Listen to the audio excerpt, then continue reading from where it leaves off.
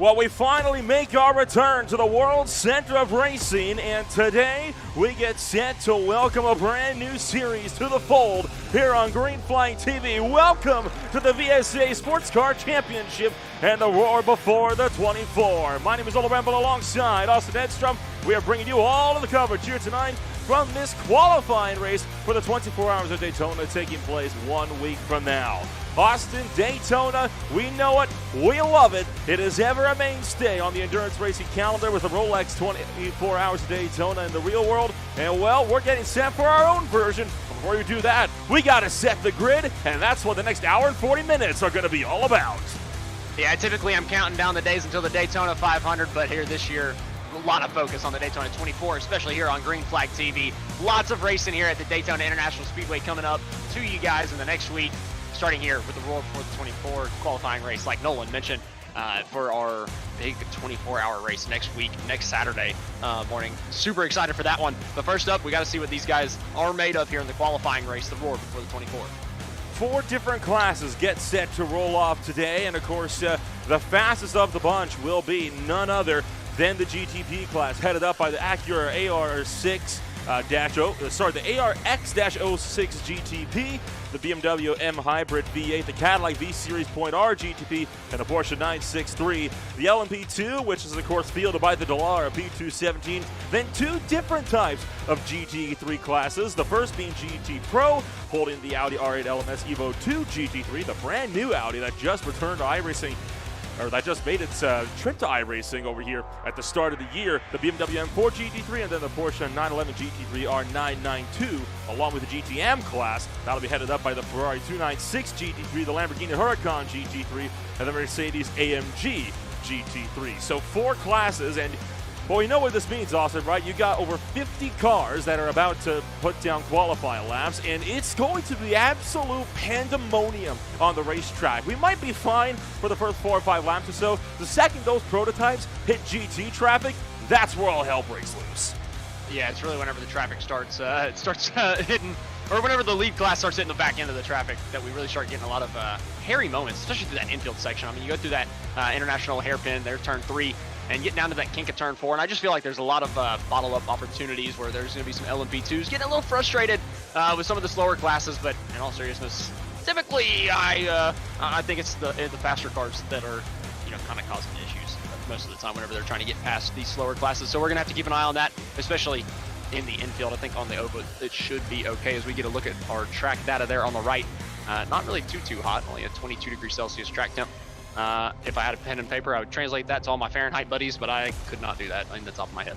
It's about in the, I think about the high 80s, low 90s range for the Fahrenheit users out there. But again, it's going to be a wild race, right? We've got a lot of qualifying coming on up as well. Single car qualifying for this, qualifying for the qualifying race. Not something I say all that often.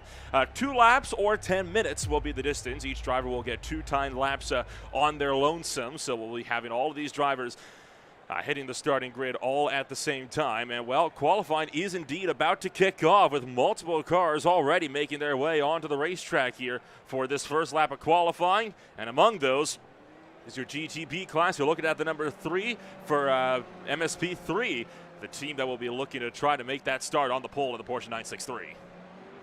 Yeah, coming around the pit exit right here. One of the toughest pit exits, I gotta say. I mean, my goodness, I just feel like it's so sketchy going through. It's got its own little S section coming out, and then it throws you right out into the racing line, into the braking zone for that turn 3 section. You're gonna be really tough in the race for a couple of pit stops after a couple of driver changes, but here in qualifying, not too much of a problem as we've only got 1 car on the track at a time, obviously. Everybody on their own little circuit right here as we watch. Is that a German flag going around right here? We got a couple German racers in the field. Oh, I'm sure we got a wide spread of nationalities. Yeah, I'm sure we got a wide spread of nationalities here for the Rolex 24 qualifying race. Not too surprising. And you got a lot of these cars like the Dallara P217. And out of all the classes, I think the LMP2 category is the most exclusive, right? A lot of the other categories we got racing, they've got 3, 4, 5 manufacturers running in them. LMP2's only got 1. iRacing only has 1 LMP2 car on the service, and that is the P217 for the time being. So I'm curious to see how this is going to pan out for the Dallara guys. Now, the LMP2 class, you were mentioning earlier, they might be the ones getting a bit frustrated. I think they've got their work cut out for them the most in this type of racing, right? Because while the faster classes just have to worry about getting around everybody else, the slower classes have to just worry about letting everybody else by. They got to worry about both. They're trying to deal with the GTPs lapping them while trying to lap the GT classes as well. There you see the GSC Racing Merlin Audi, driven by Kevin Mueller, taking a spin through the bus stop chicane. That was just on the out lap. Still will have time to get through and put down the next laps on the afternoon.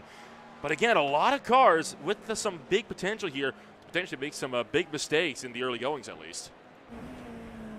Yeah, you definitely don't want to make that mistake in qualifying, but hey, if it's on that out lap, then it's not really too big of a deal. You'll be able to go back out and get those tires warmed back up after you take your tow. Still plenty of time here in the qualifying session with a lot of these guys going out a little early, making sure just in case they do make that mistake, they can just take that tow, reset back to the pit lane, and at least get a decent lap in. But still, 10 minutes of qualifying total, probably about halfway through at this point. Still plenty of time for these guys to put in a couple laps, see what they can do. Really important to start up towards the front of the field here in your given class, because man, that the roar before the 24 is so important for starting that starting lineup.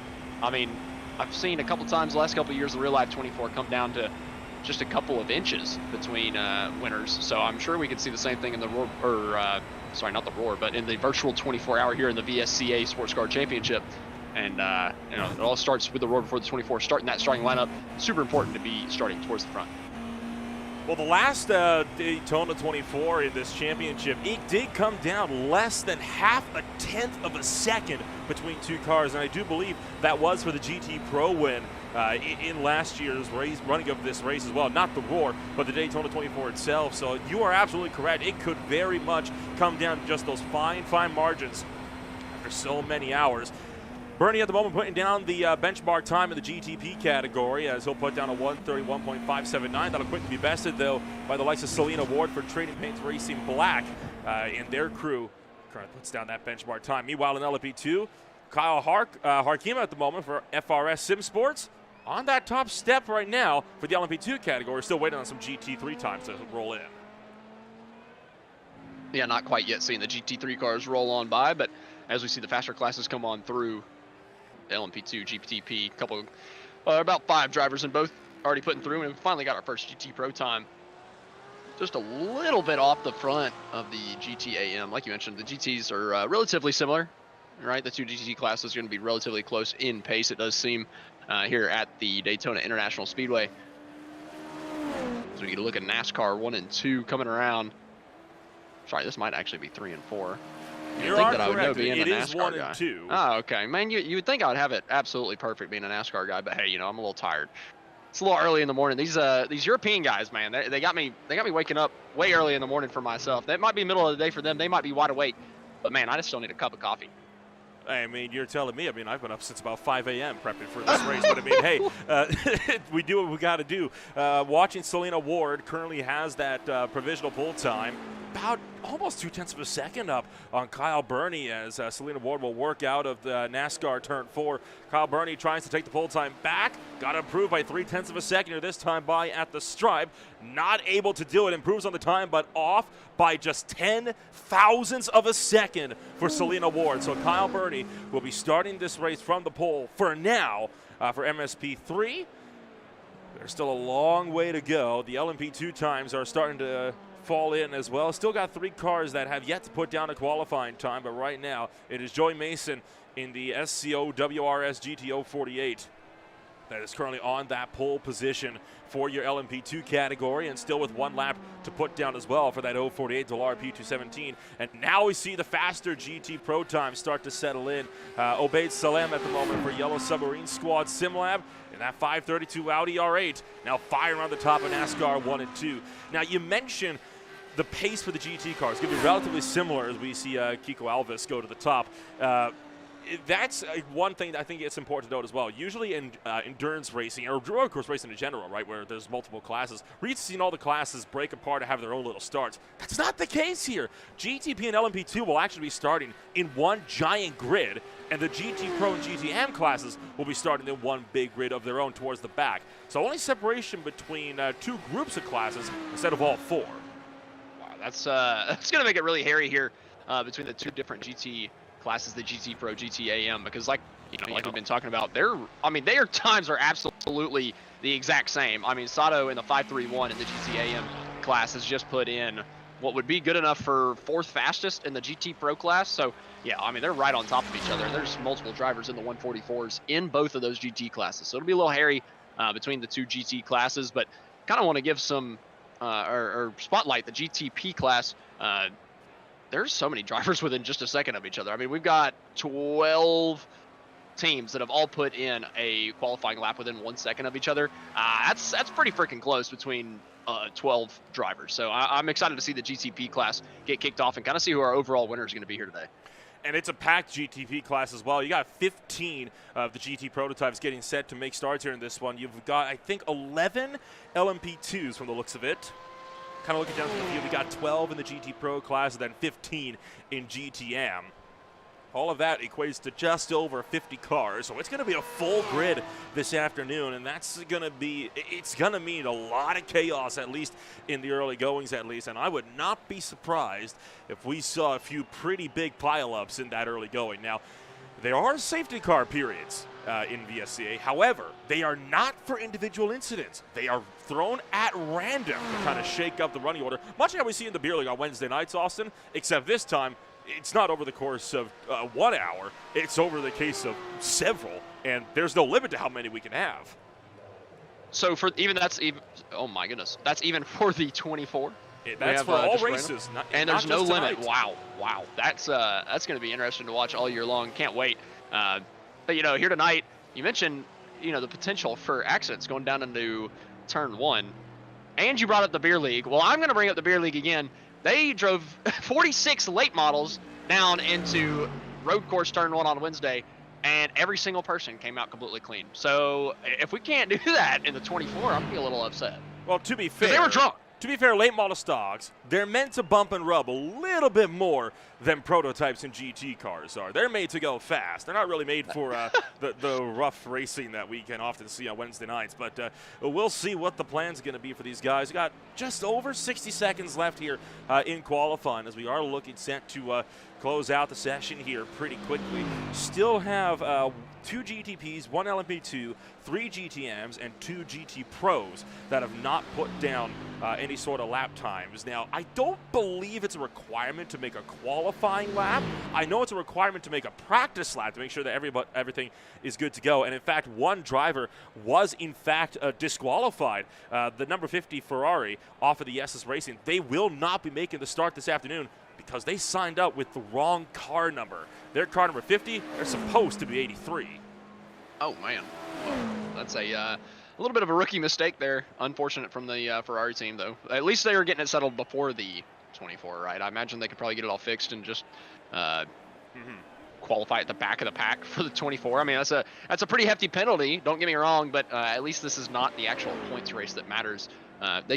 24 hours is a lot of time to make up that distance. While it is important to start towards the front and hope that you can prevent yourself from getting into damage or wrecking whenever you're trying to make a pass with some of these other guys through the race, at least it's 24 hours. You got plenty of time. You don't have to push it too hard. Qualifying is complete. We are ready to rumble from the roar before the 24. So let's take a rundown of what your starting grid is going to look like as we get set to duke it out for the next hour and 40 minutes to see how things are going to line up for that critical 24 hours of Daytona. Starting on the pole in GTP, Kyle Burney will be up in MSP3. Thomas Sorensen for Stop and Go Race will be down at the number 2 spot, just 1,000th of a second off in qualifying. Selena Ward for Training Paints Racing Black will be in 3rd with Composite Performance's Patrick Fogel in 4th. Thomas Mora will be in 5th with Thomas Martin in 6th. Scott Meredith will be in 7th with Steinecke will be in 8th. Jeff Schroeder will be in 9th. Neil Middleton rounds out the top 10. Nelson Clemente and Alfonso Quiros will be down in the number 12 spot. Wrapping out the GTP field, you've got Matthias Baumler, Iker Estefania, and Christophe Demey. Austin, you got the LMP2 field. That sounds good. Leading up the LMP2 field, Jory Mason, 2nd place, Jack Hedgecox. 3rd, Ryan Ware. 4th, Kyle Harkema. 5th, Michael Adams. Oh my goodness, Adam Zick. 6th is Karen Batten. 7th, Sam Vaughn. 8th, John Gibson. 9th place is going to be Jeff Yeager. 10th, Thomas Buchel. And 11th place is going to be Spencer Torrance. Taking up the GT Pro field, you've got Nicholas Sol alongside Kiko Alves on the front row. Thomas Ambrosio will be in third, with Obaid Salem will be in fourth. Kevin Mueller will be in fifth, with Mark DeBoer in sixth. Stefan Jacobson is in seventh, and Stefan Nobes will be down in the number 8 spot. Rounding out the top 10, you'll have Vincent Herbier and Nelson Narciso. Saul Flores and Shrink will be down in the number 12 spot. Leading up the GTAM class is going to be Afonso Soto. Second, Quinn Mitchell. Third, Ryan Kaprowski. Fourth is Tamer Elbaga. Fifth, Philip Forrester. Sixth, Sean Hatfield. 7th place is going to be Mark Stevenson, followed by Shreyas Raju in 8th.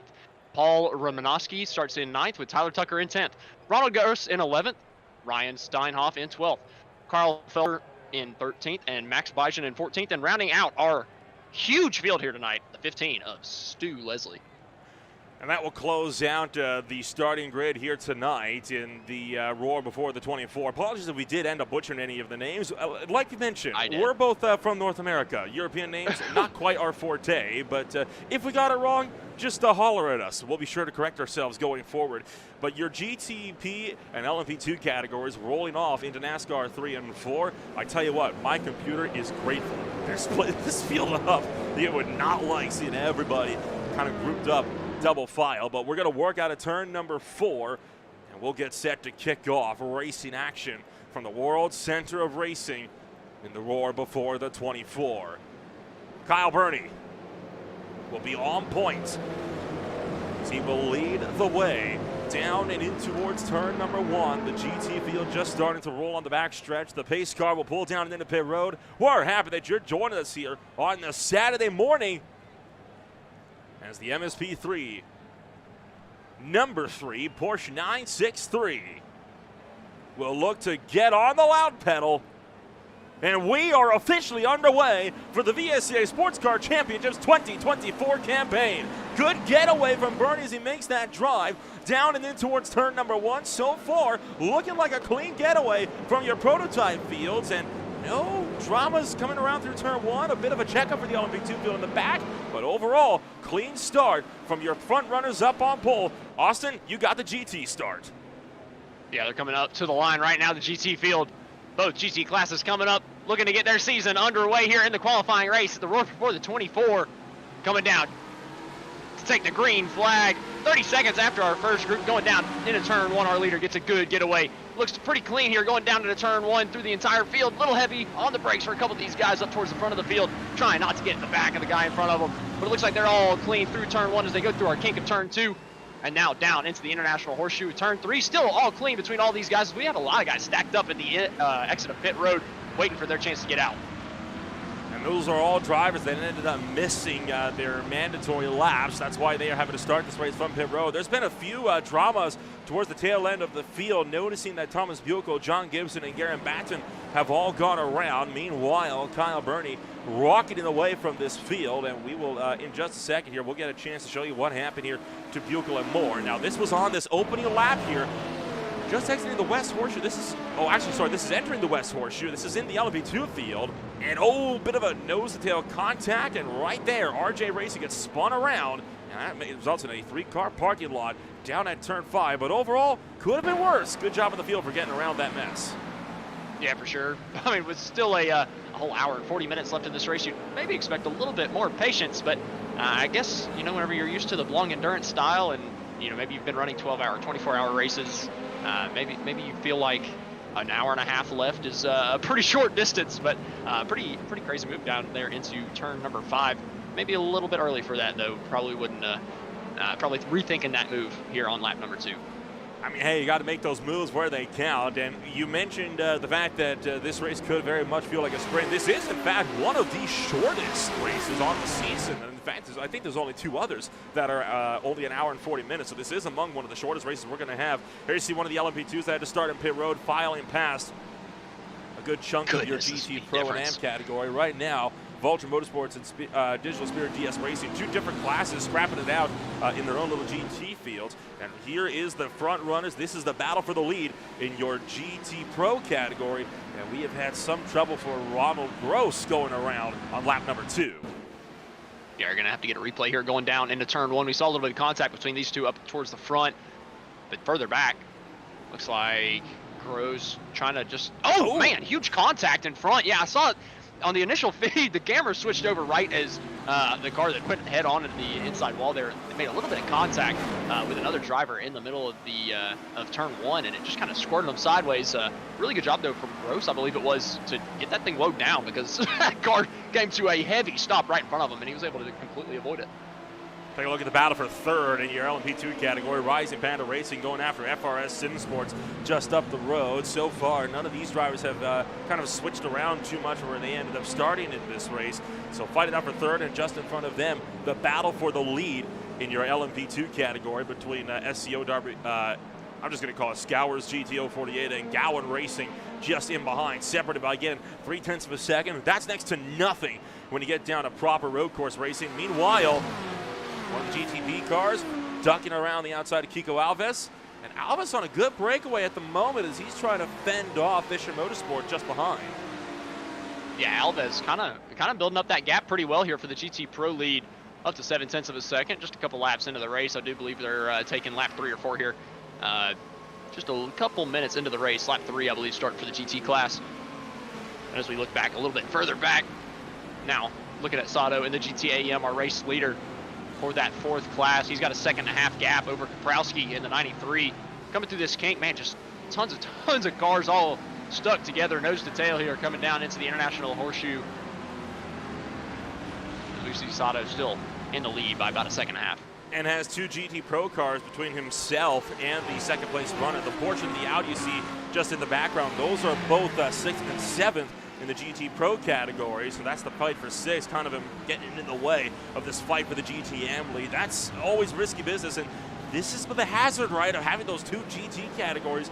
Now you're going to have the 2nd and 3rd place runners, who, by the way, are indeed teammates. 2 digital chicane cars running 2nd and 3rd in GTM. They're going to be eagerly trying to get their way around these 2 guys in front of them so they can look to fight things up the road. Meanwhile, Hedgecock's spun around at turn 1. That's the Gowan Racing Machine that's just spun out from 2nd place. I feel like that's going to be the main trouble spot of the night. I feel like it's going to be turn 1 and in the Rolex 24. It's going to be turn 1, and it's going to be turn 4 or 5 area, right? That kink is going to be a big problem spot as we see the replay here going down into turn 1. Heavy on the brakes, maybe just a little bit too heavy. Gets it squirrely, loses the back end. It comes around. Luckily, not too much more damage. There's a little bit of car contact between the 2 guys going around the outside, but everybody doing a really good job taking evasive action and getting around the slow GTP on the bottom of the racetrack. No kidding. That was great stuff there from the GT guys as they just managed to kind of avoid disaster there. It's yeah, that's risky business, right? When you get kind of stopped in the middle of the racetrack like that again, could have been a lot worse. And overall, the racing action has really kicked off in earnest. The LMP2 race lead has just extended tenfold because of that. And here we go, the GTP drivers catching their first lap traffic of the day on just the 4th lap of the race, or at least their lap 4 of the race. Kyle Burney still leading the way. Now remember, Burney's not going to be in that car forever. He may be starting this race, but it is mandatory to make at least 1 driver swap before the end of the day, and each driver has to drive for at least 25 minutes. So I'm curious to see what's going to happen when we get down to those driver swaps. Sometimes teams will have the slower of the 2 drivers starting the race off, and then they can have the gold driver look to finish the deal. I feel like that's probably the smarter play, right? You get the slower guy out there, and you hate to say this, but you get the slower guy out there that maybe is a little bit better in traffic, right? Maybe they're a little bit cleaner and they're a little bit less aggressive, so they take better care of the car whenever there's a lot of cars around them. And then as soon as it gets spread out, you get to that, maybe the 25-minute mark or whatever you need to make that pit stop, and you do the changeover for the faster guy who now has a bunch of clean track and allow him to just attack the rest of the race. It'll be interesting to see, who kind of started out that way, who started out flipped opposite, right? Is Bernie the fastest guy here for the Mayer Sim Speed Performance team in that number 3 machine in the GTP class? Or did they start out with a slower guy and they're going to, in Bernie, and they're actually going to put an even faster guy in the car at the pit stop and then just take off? So a lot of different strategies that we can see here today, even in the only an hour and 40-minute race. There's pros and cons, right? I mean, sometimes it's more useful to have the gold driver starting the race off because then they can manage to get the car around all the chaos that the early stages of the race can bring. And they can try to build up that gap, but then the second driver, all they got to do is manage it as the time moves along. Now, there's a minimum of 2 drivers. There's a maximum of 3. That will change for the Daytona 24, where I think you can have up to 5 or 6 drivers in the car, so long as it's even drive time amongst the field. But it can really depend, right, on how you want to really kind of play your cards. As, oh, boy, getting in the way is one of the Fusion Ferraris in the back. That's going to stack up Selena Ward towards Patrick Vogel and the Composite Performance Cadillac as they dive their way through the International Horseshoe. So that getting a bit tight, and here we go. This is, meanwhile, just in behind. This is all the battle for 7th on back. This is a big gaggle of cars. Yeah, we've got GTPs stuck together with GT Pros, GTAM. Oh, man, one goes around through the kink of turn 4. I said that was going to be a problem spot. You never want to be faced to the opposite end of the racetrack, as we see the 312 of the GTAM class. That's Gross, who's stuck sideways on the access road on the inside. Tough break for Gross coming through turn 4. Got onto that replay a little bit late. Couldn't quite tell if he got a little bit of a touch through that kink. I feel like most of the time I drive in the Daytona road course, and I'm in a slower class, I'm getting absolutely punted by an LMP2 or a GTP whenever I go through that kink every time. So I would not be surprised if that's what we saw there. Well, that tends to happen in races like this. There's a bit of a twitch for one of the Mercedes. You're looking at the moment the fight for 3rd in your GTM category between Digital Chicane's number 80 entry and the MSP 33, driven by Kimber Elbago, just behind the 33 Mercedes, trying to run down some extra time. And meanwhile, that 4th, that's one of the GT Pro cars. I do like that they've split up the GT AM and Pro categories by manufacturer, as one of those cars ends up in the wall, and that's going to result in a change in the lead. The Digital Chicane's number 93 entry takes it to the point. I'm going to look back on what happened there. Kind of looked like the GTAM was trying to get out of the way, but it was just a little bit late. I mean, the GTP was looking to his outside. He just kind of squeezed him into the wall. A little bit of a tough break there. It's the driver of the 4, I believe that's Martin in the GTP class, kind of got squeezed in the outside wall on the front straightaway. So we look at a replay coming through NASCAR 3 and 4, staying high on the outside, letting a couple guys go. But I believe the incident was a little bit further back.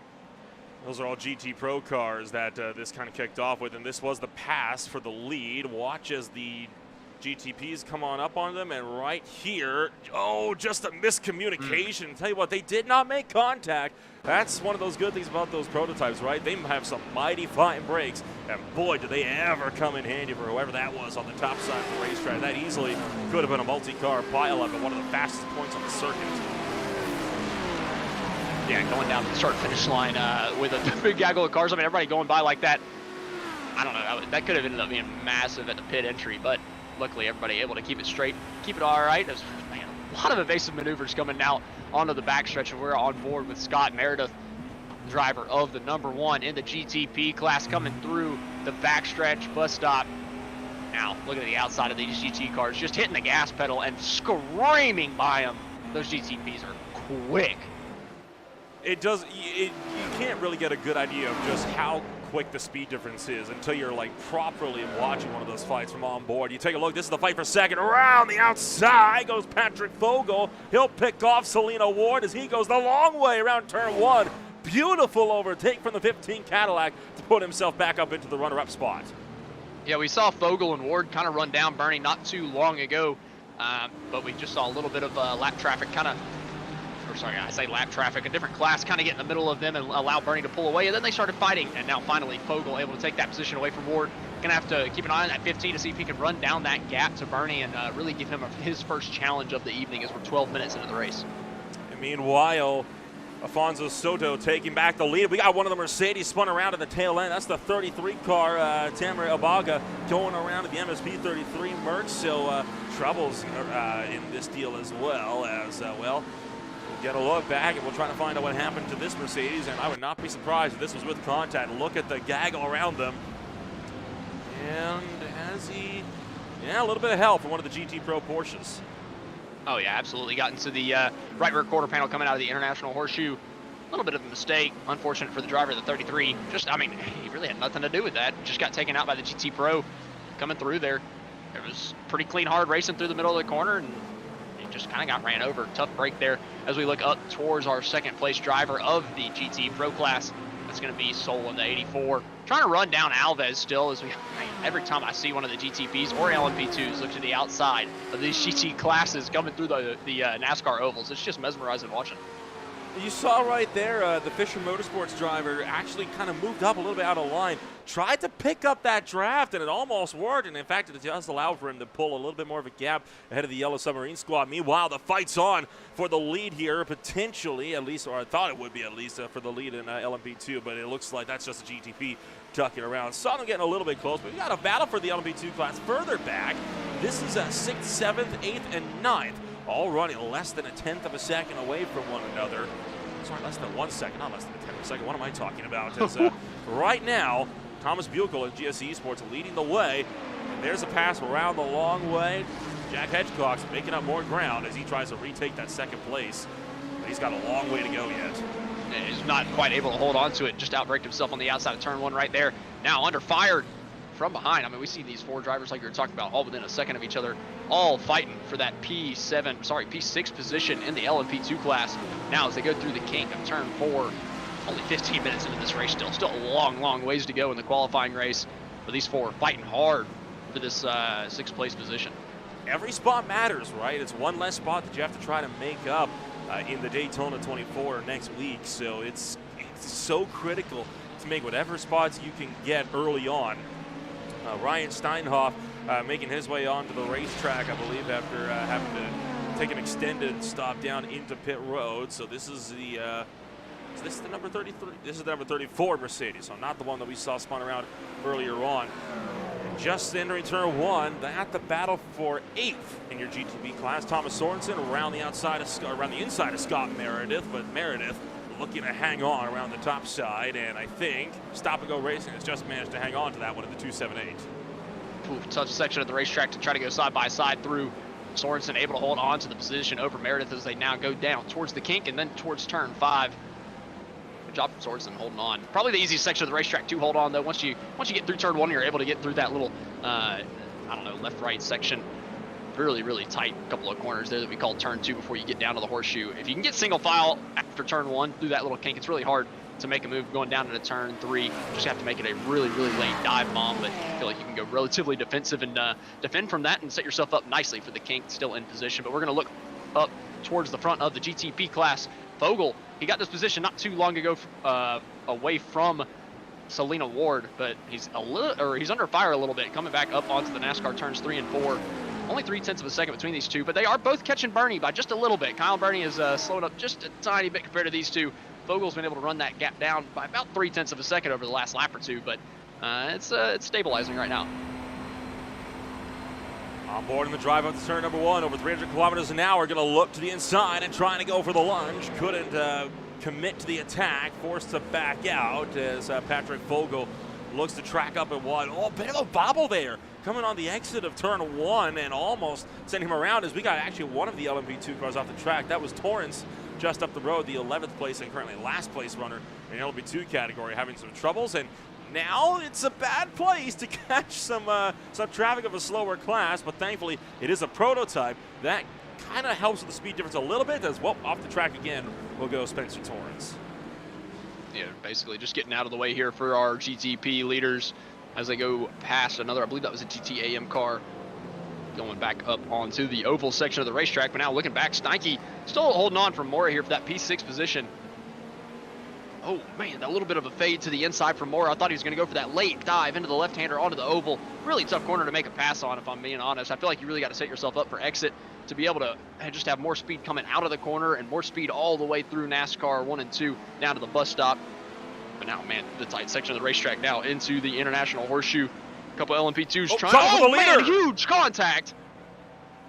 Kyle Bernie has gone around, and Selena Ward is off the track as well, and Selena Ward's car is broke. Look at that left rear completely locked up, so big trouble. That was the battle for the lead that you just mentioned was starting to close in, and well, something has clearly gone awry as these guys have had a big coming together. We'll take a look at this one. This is entering the bus stop chicane. Last we saw, Bernie had a good second lead, so I'm going to have to imagine with no traffic in front of him right here, he must have just completely messed up the bus stop, and he did.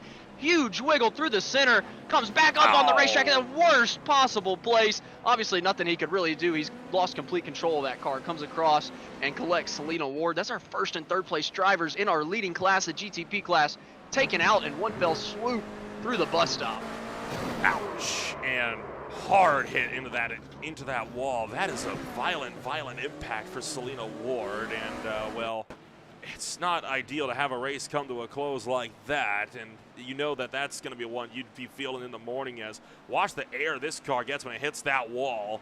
No wonder that left rear was broke. I feel very slighted for Selena Ward, because looking at the replay from her point of view, it looked like Bernie had that thing locked up out of the racing groove, and last second he just kind of released the brakes, and I saw those tires start rolling last minute and roll right into the path of Selena Ward. I feel really hard done for that race team just to kind of get taken out in that circumstance. I feel like it was probably avoidable, and just last second it became unavoidable. Unavoidable. Curious to see where Kyle Bernie lost the back end of that car. We'll take one final look back at this mess that took out the top 2 runners in the top 10 here. This is going to be with that helmet cam. Yeah, just lost that back end almost immediately. I honestly don't think there was any avoiding that wreck. I think that's just the case now. If you're just trying to get that car back underneath and try to make up whatever time you can get without losing too much, it's unfortunate. That's just victim of circumstance, and that happens. It's just a shame it had to happen at such a critical point of the racetrack. Yeah, I hate to put it like completely on Bernie about that, right? I mean, he's in the middle of spinning, just trying to get the car righted. It's not like he ever had control of it. It's just a little unfortunate. It looked like he was maybe able to kind of spin out of that thing and almost get rolling back in the right direction. And I don't think he let off the brakes with any like malicious intent or anything, obviously. No, it was just very unfortunate. And I don't think he was all the way off the brakes. I imagine he was just lifting off just a little bit, and it just started rolling on him. But again, it only moved him over about 3 or 4 feet, but that 3 or 4 feet, I think, is what ended Selena Ward's night here. Checking back in on some of the GT class. It's been a while since we've given them some love, as the Screeching Moose Motorsports number 4 is trying to fend off the Firestorm Motorsports number 29. So a pair of Mercs here trying to duke it out amongst each other, as they're going to look to work their way down towards turn 1, this time by a lot of draft in these GT cars. As we see a look to the inside for turn 1, no, it'll make that smart move of kind of keeping that one in line. So I think that's a smart move, right? Sean Hatfield, he's driving smart, not hard. He's trying to just apply that pressure and hopefully maybe force Philip Forster into a mistake. Yeah, fight for that 4th place position in the GT-AM class as we go down to the International Horseshoe. Just right on the back bumper of that Mercedes. 2 Mercedes coming through. Now going down to the kink of turn 4. And they're not really too far off our race leaders still. I mean, only a minute, or sorry, I'll look up at the top and say minute. An hour and 20 minutes left in the race. Only 5 seconds off the race lead between these two. You got to think, you still got plenty of time at this point to kind of run down Sato and the 531. And we've talked about it earlier. We still got that driver change that we got to pay attention to. We have no idea which of these teams have started out with their absolute quickest driver, which ones may have started out with their second guy. So it'll be interesting to see after that driver swap, who's kind of going to switch positions a lot. We see the driver of the 5 right now still holding off from Hatfield in the 29, actually pulling out a little bit of a gap and might be able to challenge Mitchell for that 3rd place position here by the end of the lap. And that's that draft, right? That's starting to come into play as Quinn Mitchell is starting to lose a bit of time in the digital chicane number 80. Now, I think at the moment, Mitchell being a bit held up by Stefan Dobes just up the road in the Fisher Motorsports Porsche that runs 9th in your GT Pro category. So there is some potential there. That's something that's kind of resulted in this gap, started to slowly eke in. I think you're right, though. We could very well get a 3-car battle here for the final podium spot in GTM before too long. And in GT Pro, the fight's picking up for spots inside of the podium, as there is Obeid Salem for Yellow Submarine Squad, once again trying to run down Nicholas Soul for the Fisher Motorsports number 84 entry. Yeah, coming down to turn 3 right here, the hard right-hander, hairpin. Driver of the 84 still holding on to that 2nd place position. Alves pulling out a 1.5, almost 2-second gap. You see him just up the road, just about to enter turn 4. But Soul doing a really good job holding on to that P2 position. He's doing all he needs to do. Again, I'm going to be harping on the driver swap a lot. Keeping yourself close, keeping yourself within 3, 4, 5 seconds of the class leader here today by the time that you swap your drivers. If you're if your strategy, my goodness, I cannot talk this morning. If your strategy is to put your fastest guy in 2nd, all you got to do is stay relatively close, as we see a couple accidents going down through turn 5.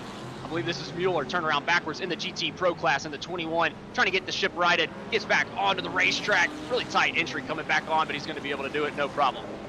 Kevin Mueller and Thomas Ambrosio looks like have had it coming together, potentially. Here's the 21 car, and no sign of Ambrosio anywhere. So possibly just checking up. He will have lost this all by himself. Yep, the back end just going to swing around, and right there, that's where, there was a big checkup, and that is just a case of not being predictable enough. I agree to an extent, but I kind of feel bad for him because he was sitting sideways in the middle of the corner, and then all of a sudden 5 cars come around at the exact same time. I think he was trying to get out of the way. I don't think, even if he stayed still, I think he was getting clobbered by somebody. Now the fight for 6, a 3-way battle in GT Pro, picking up Kinetic Racing, Race Tech, and Fisher Motorsports, all packed up line of stern, a pair of Porsches and then an Audi, and the 2 Porsches will working together. And in fact, here comes Stefan Jacobsen into pit road. Now he got damage from that incident. He was one of the cars that ended up having that contact, so he's going to make that dive into pit road. And will we see a driver swap here? Looking like no. Jacobsen will remain in the car for now, as he's just going to try and get as much of that damage repaired as possible. But it takes a while to get that damage fixed, and hops out of the car, so we might see a new driver jump in there. We'll get a look at that before too long. But in the meantime, as battles pick up elsewhere, John Gibson for the LP2 categories had a spin. Yeah, looking back at the driver at 23, coming down into, turn 6, back onto the NASCAR oval. Oh, yeah, just lost the back end again, I believe, coming through the center of the corner. It looks like we've been losing it kind of at the end of the braking zones a lot for these guys. We'll get kind of on the brakes, and they'll be fine, and then about the middle of the corner, as you're about to start letting off the brake, it seems we're having issues. As we have our safety car coming out, our random number generator safety car has struck gold at the hour 15-minute mark. So safety car deployed for the first time this afternoon. Patrick Fogel will be your race leader at the moment in GTP. Jory Mason leads LMP2. Kiko Alves has managed to get around Seoul for the lead in GT Pro. And then Alfonso Suto has taken up the lead in GTM. And in fact, we'll try to get a look on when Alves made that pass potentially for the race lead. In fact, that was right on turn. That was right on lap 1. So he's been the leader this entire time. I'm not sure why I thought he wasn't, but safety car will be out, and this is where it's going to shake up, right? Because again, there's a very extensive little flow chart that goes on when these safety car periods come about, right? There's a big process. It's not your usual, everybody's going to come down at pit road, and that's just going to be the end of it. You're going to have a lap where the leaders will come down, where the leaders will come down. You'll get a lap where the lap cars will be able to come down. Then after all that, you wave cars around to get them back onto the lap, to get them back behind the leaders of their respective classes. Then you start to restructure the actual running order so you don't have guys like Patrick Fogel lining up behind a whole bunch of GT3s, because that's just a recipe for disaster. So basically, if you would like to go put in a bowl of oatmeal into the microwave, if you would like to go cook some cinnamon rolls, if you would like to go pour yourself a bowl of cereal, or if you would like to go completely tear up your toilet, this would be the moment to do it. Pretty much, right? I mean, this is the time to take a break, because we're going to be here for at least a few minutes. So while we are while we're here, I want to give a big shout out as well to the main sponsor for the season overall, Twin Bush, stepping up to cover a majority of the season for now for the VSCA Sports Car Championship. Twin Bush USA, your expert for automotive workshop equipment, located in north of Las Vegas, Nevada. Visit them today or find them online at twinbush.com. Twin Bush, quality that convinces. And bringing to you today's broadcast for the Roar Before the 24 here on Green Flag TV, simulcasting as well to VSCA's own YouTube channel. We're having a really good race here so far, I got to say. For the qualifying race, I feel like it's been relatively clean and green, and not too many accidents. But the one that we saw that was really important was between the leaders of the GTP class, the first and third place drivers. Selena Ward getting takeout after we saw Bernie go sideways through the bus stop chicane right here. Just really unfortunate for a couple of those guys, but major incident from drivers that, I mean, those are probably going to be people that we got to watch to win next Saturday, right? Those are going to be some of the teams that we've got to be paying the most attention to whenever we come into Sunday morning and Sunday afternoon in the European time slot of next week. But they're going to have to start at the back of the pack of the GTP class. So it's going to be huge to see a couple of the faster teams have to start towards the back because of this qualifying race here from that one incident about 30 minutes into this race. And we are at the point now where we could be seeing that second driver hop into the car potentially on the pit stop. So kind of reading through the regulations here once again as I look over the time restrictions for the different classes, and it is the same for all of them for hour and 40-minute races. There is no firm time limit that a driver is allowed maximum in the car.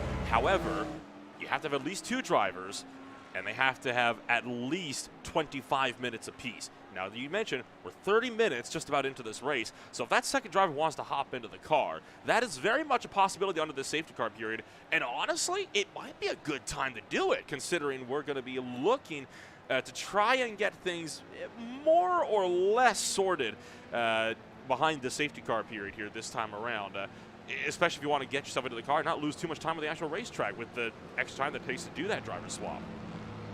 Yeah, I feel like this is probably the ideal time to do it. Now, I don't know, maybe they're on the strategy of like a one-stop, right? But they're probably out of their fuel window. A lot of these drivers right now, I personally do not know how long the fuel lasts in a GTP, LMP2, or a GT Pro car, so here at Daytona. But I imagine the plan coming in was a one-stop, and I think we're just outside of that fuel window, probably by about 10 or 20 minutes, if I'm being honest.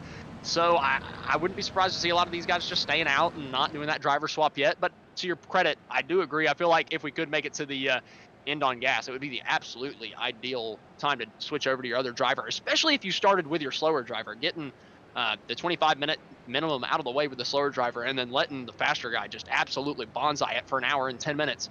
Probably be the best strategy.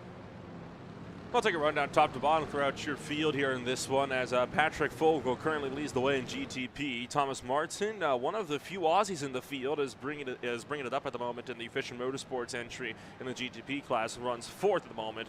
+6 on the day, the most spots gained out of anybody in GTP, belongs to Jeff Schroeder for Intense Sim Racing's number 73 entry. Mike Stanecki will be down in 4th. Thomas Sorensen is in 5th. Thomas Mora is in 6th. Scott Meredith will be in the number 7 spot. In 8th, you'll have Nelson Clemente a bit further back with a lot of GT traffic between the two of them. Neil Middleton is in 9th. Alfonso Queiroz will be in 10th. Matthias Baumler will be in 11th. Iker Estefania will be in 12th. And then closing out the GTP field at the moment, you've got Christophe DeMay, who's got 2 LMP2s between himself and the rest of his pack. And then Kyle Burney at the moment, way at the back of the field, back onto the racetrack, albeit about 5 laps down, so a lot of work to do if Bernie wants to make it with a good position here. This one, at this point, it is survival for number 3. Also, you got the LMP2s. Leading the LMP2s, we got the 48 of Mason, then second place 46 of Ware, and the 621 of Harkema following them up. Unfortunately, my timing and scoring is frozen on my second monitor, so I cannot see any first names, so I'm just going straight off of you. 4th place is going to be the 123 of Vaughn, and then holy cow, this man has thrown me off. Adam Schick, thank you. My goodness, I appreciate you so much. Then Buchel in 6th, Hedgecox in 7th, Batten in 8th, Yeager in 9th, Torrance in 10th, and Dive in 11th. I do believe a couple driver changes at the back of the LMP2 field. That's actually Justin, quote-unquote, Dive Bomber Barrera. So Justin Barrera, actually a common runner in in Mad Sim Racing's Pro Car Concepts World Challenge Series from a while ago. So that's why it just says Dive. It's a quotation mark. He's got about 3 last names there. So Justin Dive Bomber Barrera. I'm sure we'll find out at some point in the season why he has that nickname. Kiko Alves brings up GT Pro with Nicholas Soul down in 2nd for the GT Pro category. Obeyt Salem will be in 3rd with Thomas Ambrosio in 4th. Mark DeBoer will be in 5th. Vincent Herbier in 6th. Stefan Nobes will be in 7th. Saul Sanchez Flores is in the number 8 spot. Kevin Mueller will be in 9th. Stefan Jacobson and Nelson Lopez Narciso at the moment sitting in pit road. And Stu Leslie for, make that Huib Shrinky at the moment bringing up the field, although the RPM Racing Blues number 53 entry has not made a start so far in this race. Moving down to GTM. Yep, Soto still leading the way in the GTM class in the 531. Then Kaprowski in the 93 in 2nd. Mitchell in 3rd. Forster in 4th place. Hatfield right behind him in 5th with Stevenson in 6th. Raju in 7th. Romanowski in 8th. And Felver in 9th.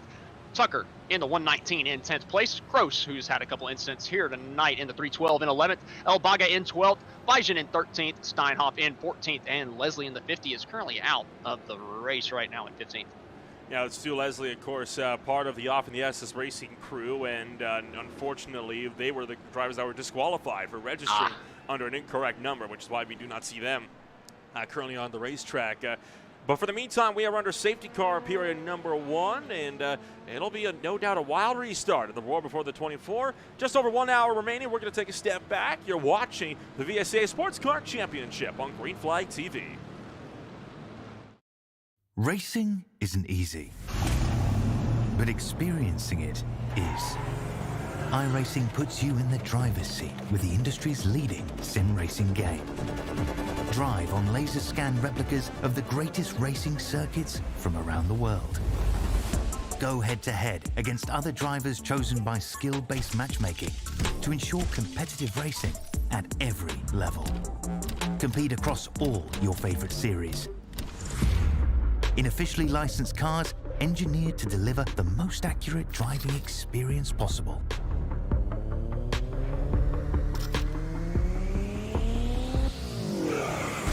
Join a race or host your own with players from across the globe. Race against the computer or in a league with friends. Feel the thrill behind the wheel. Visit iRacing.com.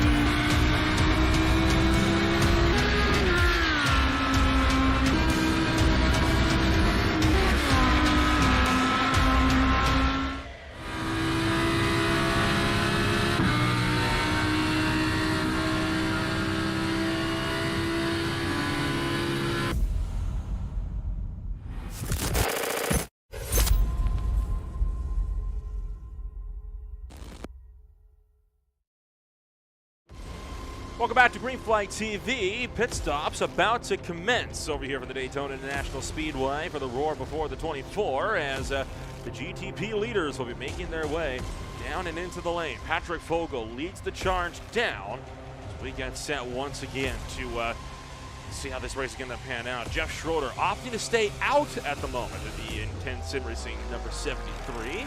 So this is an interesting call for Schroeder to stay out. That's going to mean a green flag pit stop. Everyone else here, once you pit, I do believe you're going to be good to go to the end. And I think somebody's just missed their pit box. Yeah, you might be right about that. So I do want to point out before the caution break, I was talking about how I thought it was just a little bit too early for it to be a one-stop. But given the fact that this caution has lasted 12 minutes already, I do believe you're right. I think that we are at the point where we do not have to come back down pit road, and we're going to see a lot of the driver changes that we're going to, we're going to see a lot of the drivers that are going to get us to the end of the race. I already see a bunch of different names in the GTP class that I had not seen before the pit stop. Baumler, Demai, Kofed, Parker, Vargas, a bunch of different guys coming up through the field. Oh, and the 15 car of Andrew Parker due into the GTP field, this car formerly leading the race, can actually lose out to Michael Matthias for the Fisher Motorsports crew on the exit of pit road. So a bit of a slower stop for Parker, and that's going to cost Composite Performance a little bit, as they're going to be funneling back out onto the racetrack right in the midst of all this GT traffic. Now, they are going to be resorted the field, so rest assured we won't have to worry too much about that. A good chunk of your LMP2 field, in fact, I believe everybody in your LMP2 field currently in pit road as well, as you just see the stragglers funneling their way back out onto the racetrack. And same story, a lot of new drivers into the race car. Pierre Stockton is in, Rain DeBoer is in, Christoph Gergely-Bakos is in, Jack Hedgecox has opted to stay in the car. Chris Cadiz, though, Rico Kohlmeyer, Tom Guest, Nick Nelson, and more all into the car. So a lot of new names at the moment, and LMP2 taking the track for the first time all season. Yeah, I'm a little interested that there's a couple guys that didn't get out of the car. Maybe these LMP2s are going to have to make one more pit stop, but I probably would have gotten the driver change out of the way with under an hour left. I mean, we're nearing up on the halfway point, right? We're near 50 minutes, we'll be halfway. We're only 9 minutes away from that right now. I'm very surprised to see a couple of these guys staying in the car. I'm even more surprised to see a couple of the guys at the top of the GTP class not come down pit road whatsoever. Well, you have to remember as well, a few drivers opted not to pit at all. Jeff Schroeder, in fact, has not come down to pit road. Neither has Alfonso Quiroz or Matthias Baumler. So the top three in GTP have all not come down into pit road. They've stayed on the racetrack for now, and that's going to mean a green flag stop coming up for them.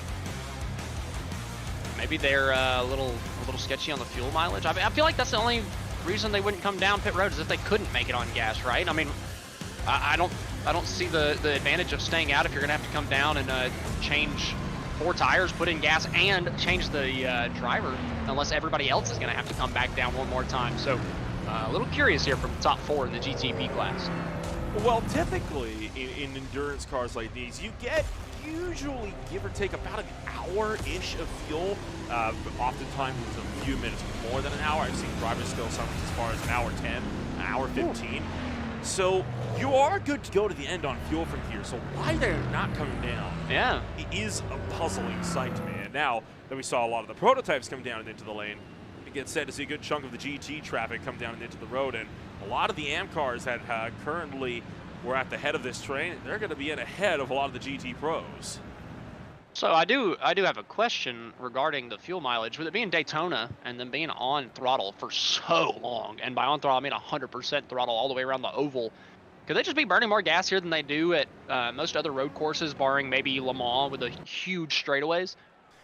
You'd actually probably be correct. It's very easy to burn a lot of extra fuel with how flat out you are for so many portions of the oval circuit, as we see a lot of pit stops undergoing. And just like the GTP guys, a lot of the drivers here going for driver swaps. I'm seeing almost entirely new names in GTM and, in fact, in GT Pro as well. There go a lot of the AM-class runners making their way back. Oh, contact in pit road. That, I think, was with Vermeer and Lucas Santos making their way out of pit road, and that is a little bit of an ugly sight to see. Yeah, it was a little weird coming out, both of them coming out of pit road. I mean, we saw 5 of them exit their pit box at the exact same time. It was always going to be a tight race coming off of pit road, but that was a little close there between the 80 and the 531. But hey, they've been sitting on the sidelines this whole time. All of a sudden, they just get thrown in the car.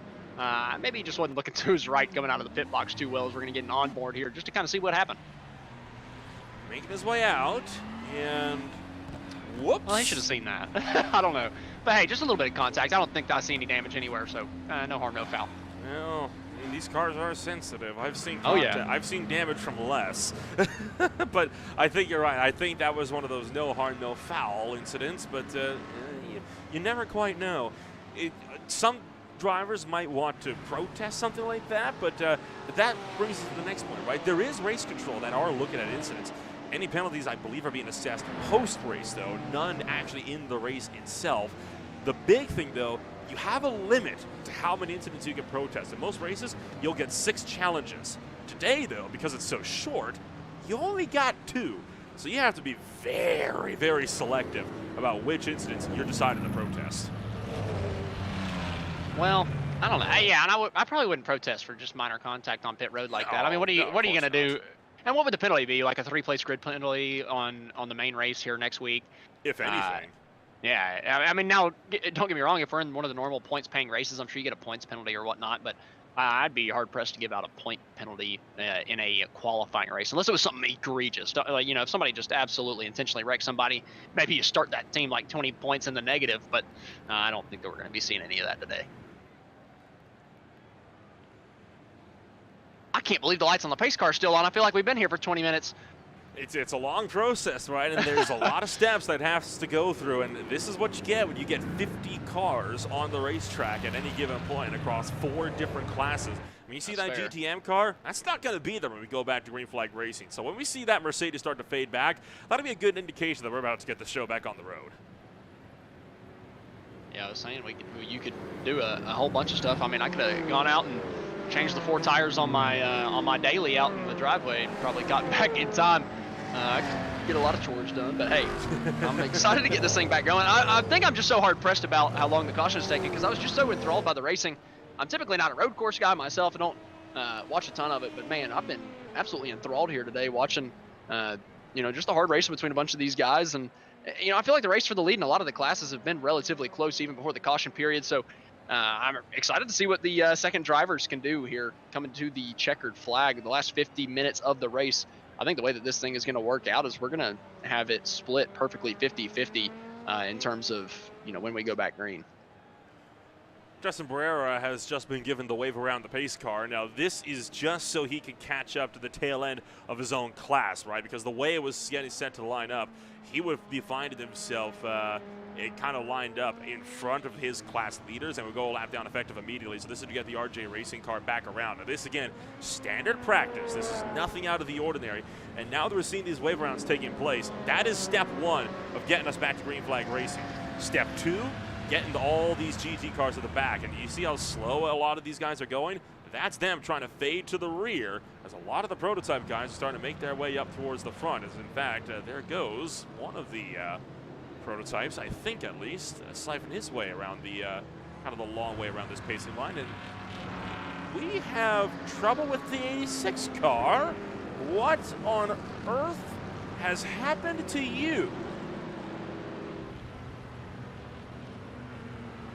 Harmoning going really, really slow here in the 86, like you mentioned, LMP2. The car's going to bits. The wing is gone. How has this happened?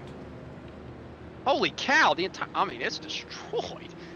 The left front's all bent in. What happened here?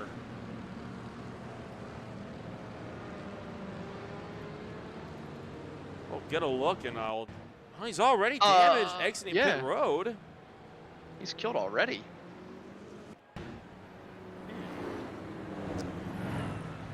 Did he lock it up coming to pit road? I don't know. I mean,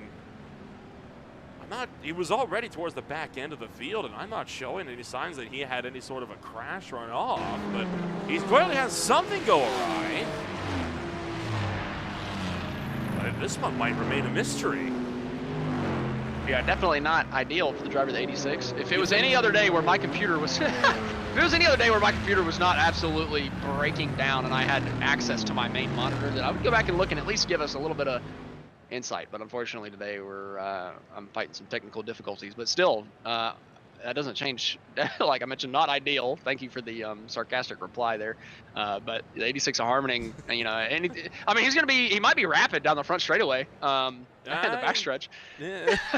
he might be unbelievably rapid, but he's gonna be struggling everywhere else. I don't know. I mean, that left front is effectively bent in as well, and that will be hampering that car. I don't think he's crabbing at all. I don't see that wheel kind of off at any weird angle. It's just something going awry. Now, keep in mind, we are lapping a good chunk into this race now, as I think we're going to be at about lap 23, 24 thereabouts now.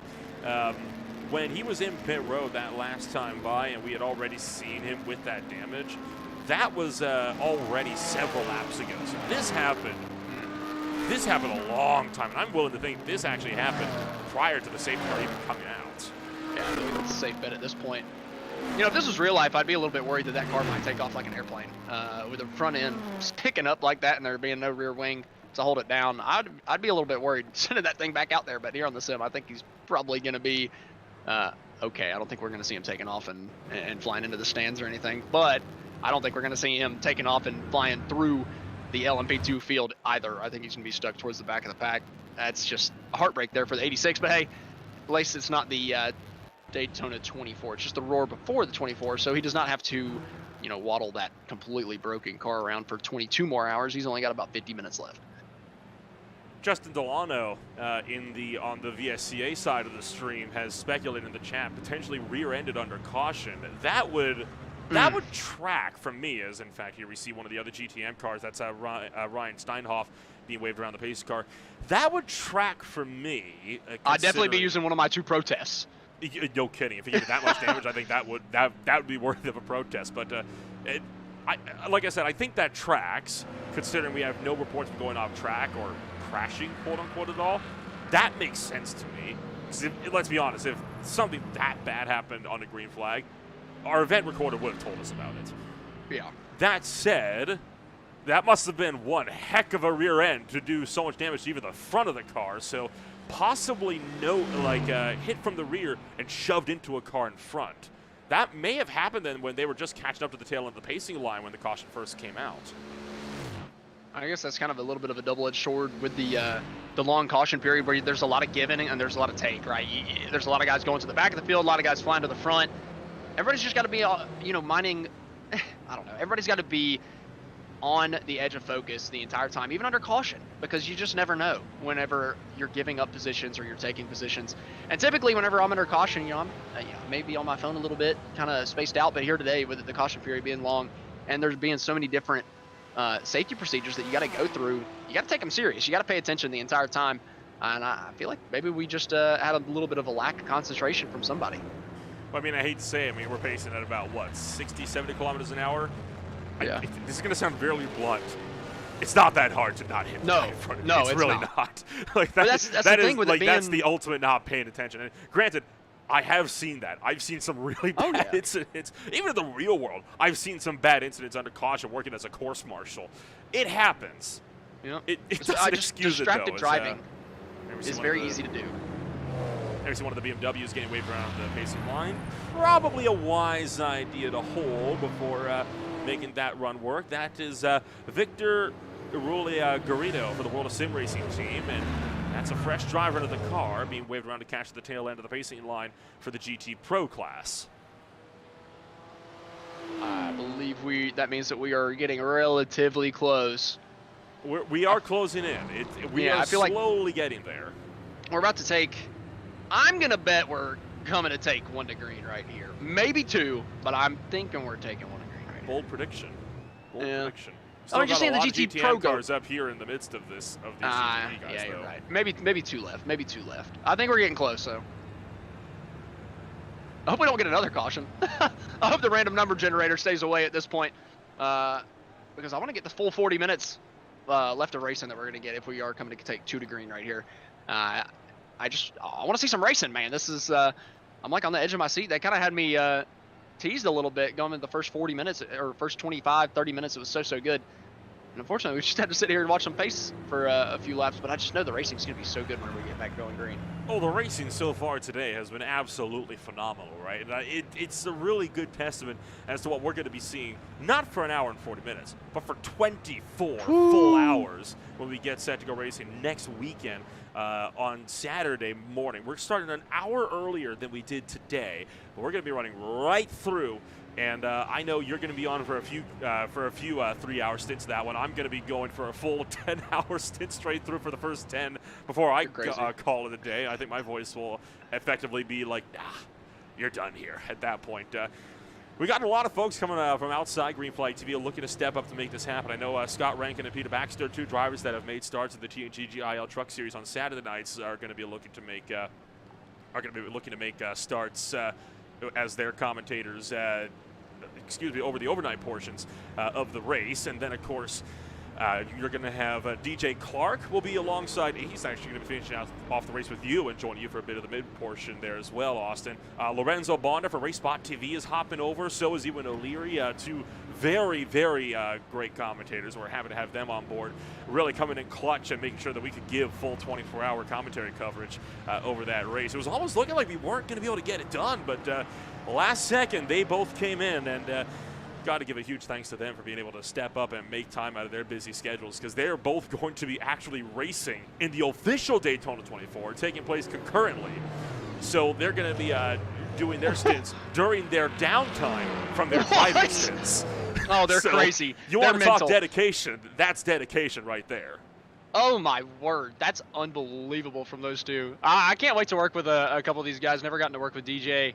I know that he's gotten some notoriety in the real world broadcasting community here recently. So congratulations to him, and I'm excited to get to work with him and a couple of these other guys that are going absolutely crazy, running the 24.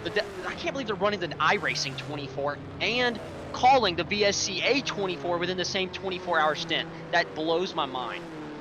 See a lot of the GTM cars starting to slide towards the back end of the field now. That is a good sign that we should be getting underway. I'm thinking that the next 2 or 3 laps here will get this race back in action, as we are looking to race into the evening here tonight. We pull up those track stats again. The track is cool, 21 degrees Celsius, so that is looking to make this track a little bit quicker. We're sitting at about 5:15 in some time, but relatively calm winds, only 7 kilometers an hour. I would kill for those temps and those wind speeds. Right now, outside, it is 14 below and blowing at about 40 kilometers an hour. It is not pleasant where I live right now, so I would love for these types of temperatures where I'm at. I've been just about crying in the morning going to work, and I live in the southeast. It's been in the 30s Fahrenheit, so I think it's so warmer than here. Oh, that's way warmer than where you're at, buddy. I feel terrible that I've been complaining over the past 3 weeks about low temps in the 30s. It's not even under freezing for me, and yet you are you're at negative 14. So let's take one more lap here. We will. I'm going to kind of pull up our schedule here. We'll run you through what the whole schedule is going to look like for VSCA, because it is a fairly extensive schedule with all sorts of race lengths. Obviously, we got the Daytona 24 coming on up 1 week from now. The Sports Car Grand Prix of Long Beach will see the return almost a month from now. On February 17th at where else but the Long Beach Street Circuit. I think that is our only other hour and 40-minute race. And then, of course, our next endurance race comes on March 23rd, day before my birthday, the 12 Hours of Sebring. Down to the Sunshine State. That'll be a fun race for sure. The Course de Monterey will see us swing out to California to the WeatherTech Raceway at Laguna Seca for a 2-hour and 40-minute sprint. We stay in the sprints for another 2-hour, 40-minute trip out to the Lone Star Grand Prix. Take a guess on where that track's going to be at, Austin. It's Alaska for sure. I'm going to stay my hand and correct to the Circuit of the Americas down in Austin, Texas for this one around. we'll go to the 6 Hours of the Glen, and where else but Watkins Glen, New York, down in Thunder Valley, and that'll be on June 15th. June 29th holds the Sports Car Summer Sprint, 2 hours and 40 minutes around Road America's Circuit at Plymouth, Wisconsin. The Virginia Sports Car Grand Prix takes us to America's Motorsports Playground, to the Virginia International Raceway, and then the Miami Sunrise 6 Hour will be in Homestead Miami Speedway around their infield road course, although utilizing NASCAR 3 and 4 instead of their secondary infield section. I've never called a race at the infield road course there. I am looking forward to that one. Then we close it all out October 19th, Petit Le Mans, 10 hours to close out the championship. And Road Atlanta, if you haven't ever had the chance to call a race there, Austin, it is spectacular. By far, in my opinion, one of the best racetracks in the world. The flow, the challenge is nothing short of epic, and it'll be glorious to see these cars swinging out there for the finale. I honestly can't wait for all of these races. They all sound super exciting to me. Now, I would like to defend.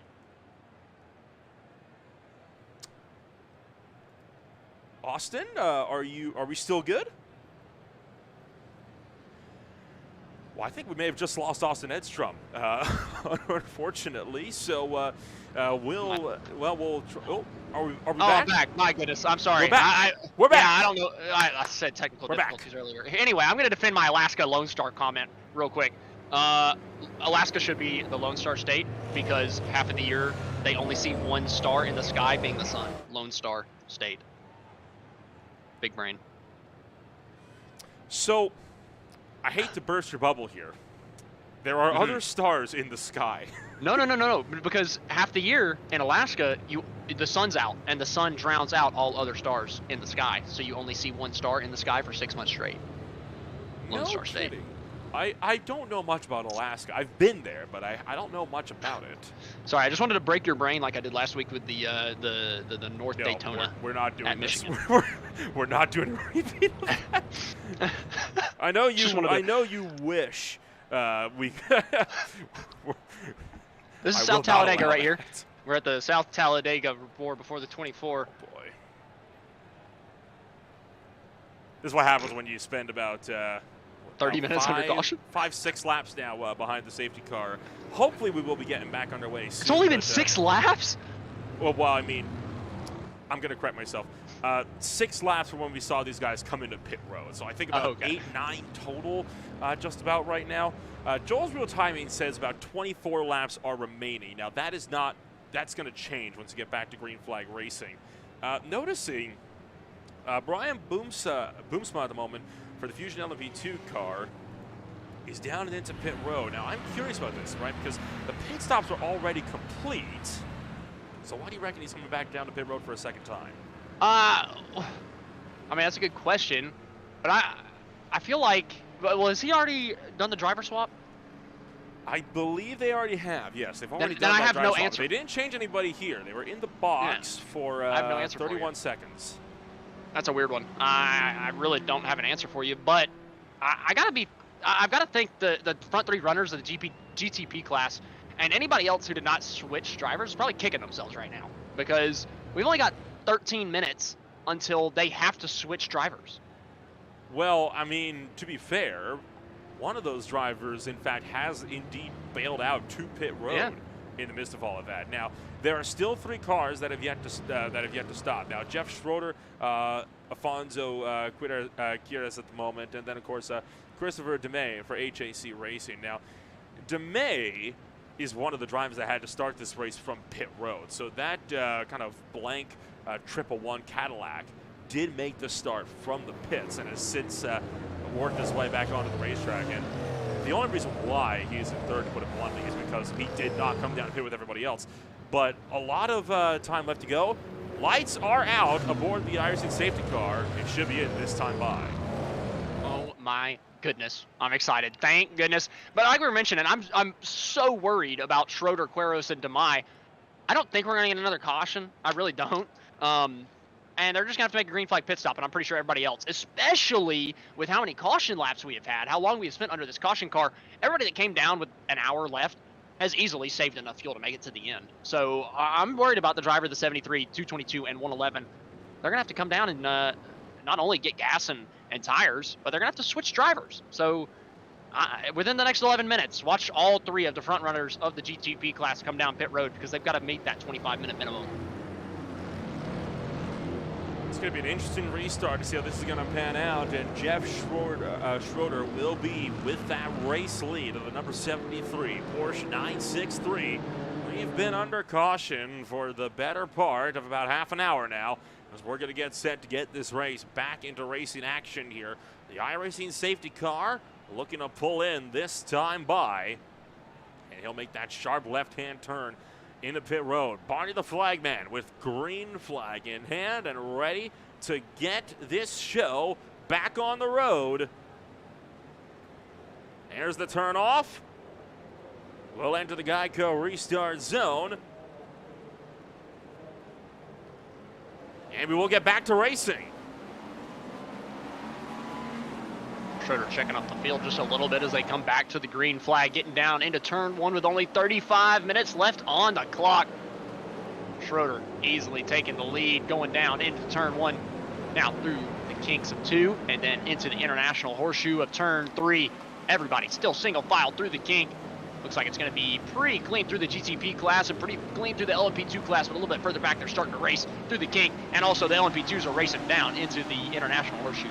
Big gaggle of cars in the GT Pro category. The battle for fourth is picked up with Kinetic Racing, RPM Racing, and Fisher Motorsports all packed up line astern as we got a big lock. Oh, we got a couple of LMP2s, in fact, around. That is Rico Kohlmeyer that has just been spun around, along with Chris Candiz. They have both spun it down to the International Horseshoe, so unfortunate news for those two drivers. We'll take a look back on how this one came about, as this was into turn three on the restart. Yeah, coming through the kink, everybody single file still. Getting down towards turn three, late on the brakes maybe to cause a little bit of yep. The 123 just lost that back end, probably a little bit too heavy on the brake pedal, and unfortunately the second LMP2 just had nowhere to go. Just kind of committed to that outside line, late on the brakes himself. As we look now a little bit towards the front of the GTAM pack. We're looking at the 93 of Scar now, back to the 531 of Vermeer, who's trying to hold off Santos. A couple new drivers that we have not seen in the GTAM class here so far this evening. They have done their driver swap now with 34 laps to go through the bus stop. Vermeer able to hold on to that position over Santos as we look up at Parker, who's battling Matthias for that P4 position in the GTP class. Michael Matthias losing out to Andrew Parker, as Parker will retake that spot that they lost at pit road. Meanwhile, a battle for the lead in LMP2 is Stockton losing out on the LMP2 class lead. And this was all in the drive down to the turn number one. Take a look at this attempt on trying to go over the race lead as Pierre Stockton having to fend off Rain DeBoer down in the turn number one. It got close. There was an attempt to launch around the outside, but a little bit of a twitch from the 46 will cause him to think better of it. Yeah, we're getting down to the nitty-gritty of this race. Only 33 minutes to go as we watch him go through the kink. It's going to get really, really racy for these front couple of positions in each class. GTP is looking like it's separating out just a little bit, but remember the front three are really going to have to pit for them. It's really going to be a battle between fourth and fifth for the lead, but in the LMP2 class, it is tight between the top five. Everybody within 2.5 seconds, and it's super, super tight between the top two. Only 0.5 of a second between DeBoer and Stockton for the lead of the LMP2 class. And in GTM, it's pretty close as well. Chris Scar, Matthew Oravicek, along with Roy Vermeer, separated by only about a second each, as bound for second, third, and fourth. And GTM starting to pick up a little bit more as well. And a bit further up the road, you of course have the Vulture Motorsports number 016 Ferrari that leads the way in your GTM field. Got a fight start to kick off. This is for 6th place in GTP. Albrecht Motorsports trying to fend off MV Skinlab DS Racing, driven by Patro Vargas down to the number 7 spot, and around the outside goes Vargas, trying to get around Albrecht down into turn one. Oh, contact a little bit. That's going to muscle Vargas up and out. Yeah, tough to make that move on the outside. You're just kind of at the whim of the driver on the inside. I think Albrecht there just opened up the wheel a little bit, said this is my position right now. You're not taking it from me through turn one on the outside. Vargas trying to hold on to the now P7 position away from Clemente in the 88 and still trying to fight back for the 96. Probably a little frustrated with that little bit of contact through turn one. Now driving down into turn number 5. Looking at the inside, the 42 is going a little bit defensive from the 88. Also trying to get past, I believe that was a GT Pro car on the outside. Oh boy, that was a GT Pro car that was on the outside, kind of getting pushed off as Nelson Clemente gets around Scott Meredith. That was around the outside of the kink, no less, so trying to make some ground, but now going to be under heavy fire. The battle's starting to break apart, but Clemente under fire by Meredith in the fight for 8th place as they're going to work their way into NASCAR 1 and 2. This time by just over 30 minutes left to go in what has been a long race so far, but still with a good distance to go. No move into the bus stop chicane. No movement between the LMP2 drivers. But here, Stockton actually closing the gap on Bower for that race lead, and Bacos is closing the gap here in 3rd place. Man, they were a little bit further apart than this not too long ago. They were separated by 2.5 seconds, this LMP2 group was, from 1st to 5th. Now it's only 1.2 from our leader to our 5th place driver in the 23 of Barrera. Crazy impressive from everybody from about 3rd on back, kind of closing in the gap. It could have just been Bower having a bit of a shocker of a lap, though, as now he's going to be under pressure from Stockton. Coming up to the start-finish line. Does Stockton make a move going down to turn 1? He's fading to the inside as Bower's looking to the outside, but he's not going to be close enough to do it. Bower's going to take the normal racing line, getting in, and Stockton's going to just have to hold on to that 2nd place position from Bacos as he was actually going defensive into turn 1. Yeah, not enough room to make that work as we jump back to FRS Sim Sports down the inside, and he's going to try to pick off Brian Boosma at the moment for the Fusion LMP2. The battle for 3rd is picking up as well as they're catching up to that same GT Pro Audi that the GTP drivers just had to deal with a little while ago. And this could be disastrous here. You got Justin Barrera in the mix of this as well. They're going to look to the inside, and that Audi going to give a wide berth to the West Horseshoe. I think that's the smart play there for that 55 car, just to kind of get up and out of the way. Oh, the GT Pro has just absolutely taken out our 5th place racer of the LMP2. Barrera just got absolutely taken out going down into turn 6. I mean, he got left rear quarter paneled, spun to the inside of the racetrack. I have no idea who the GC Pro was or what he was doing, but he has absolutely ruined the race for the 23 LMP2 car. Taking a look back, this is approaching that turn 6 to get us back onto the oval as, I think just try to get in line and misjudge that one big time. And I don't think Barrera hit the wall, so there's that's some consolation there. Scott Meredith, meanwhile, coming into pit road. Now, this is not one of the drivers that needed to come down, so this may have been a restart penalty perhaps handed out by iRacing. I'm not sure what the result will be for that one. Meanwhile, you mentioned you have to get at least 25 minutes. Well, Schroeder, DeMay, and Quiros at the moment still out. 1, 2, 3 with only 4 minutes left to get into pit road to make that swap. Yeah, they're going to have to come down really, really soon. Kind of surprised they're able to stretch the fuel this far, but I suppose that 30-minute caution period really let them save quite a bit. But I gotta go back to the LMP2. I mean, Barrera, he was less than a second and a half behind our race leader, and now he's not even on our screen of the LMP2s where 5th place is 8 seconds back. So I gotta hate. I mean, yeah, he's only lost 1 position, right? So not too bad, but he had a legitimate chance of winning the LMP2 class, and now he's 12 seconds off the race lead. I mean, I just feel so hard done for the 23 team. I mean, that's pretty inexcusable. Well, chin up. There's still a long way to go, right? I mean, just under half an hour now. There's a lot of time to make something happen. And speaking of the GT Pros, here's the fight for 2nd in GT Pro. Around the outside goes Robert Lancaster, taking the RPM Machines board around the outside of Manuel Meyer, and that will send Lancaster through to 2nd as Meyer fades back into 3rd. Swap in the 3rd position as well as Parker will pick it up to the 3rd position. Meanwhile, the top 2 are into pit road, and I'm expecting for Quiros to be in before too long as well. Yeah, Quiros had just lost out on that 3rd place position to Parker. Both of them flying through, the Quiros actually not coming down pit road. He's only got about a lap, maybe 2 laps left to do it. He's gonna have to come down relatively soon. Boy. But man, hard racing in the GT-AM class between Scar, Santos. Vermeer's kind of edged out a little bit of a lead here over these guys for that P3 position, but they're fighting hard for 4th right now, and they're probably gonna bring Jones into the fight as well, not too far back.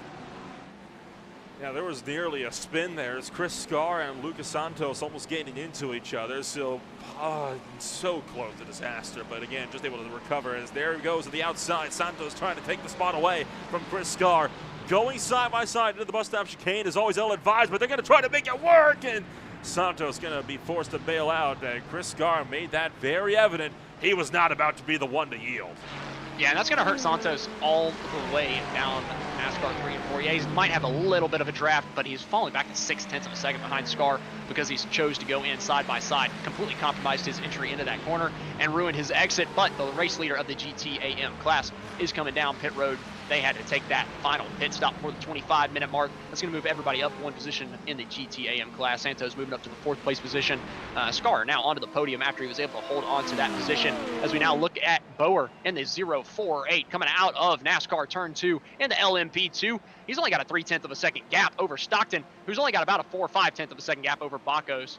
And man, the front four in the LMP2 class are still nose to tail really, really tight.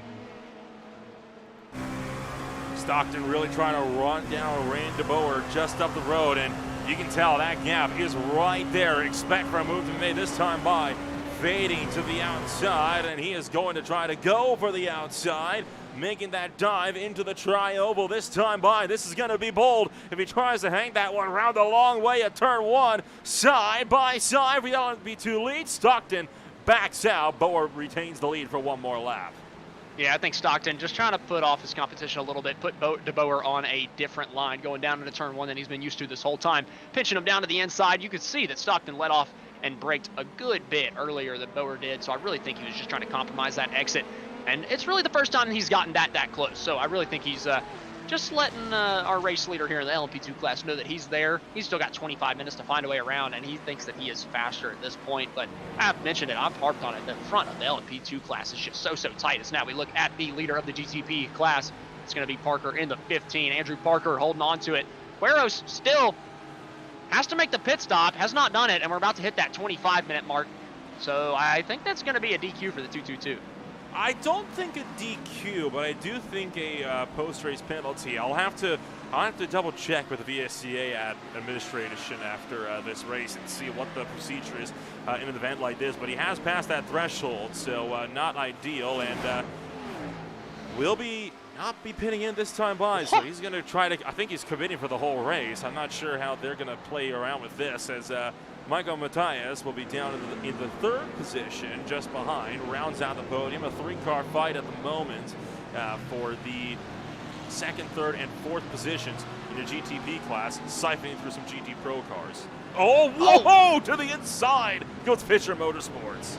Yeah, I think Matthias is probably a little irritated at this point with Gueros because he knows he's really not racing Gueros. I mean, even with the post-race penalty, it's not, oh man, it's so tight through the kink.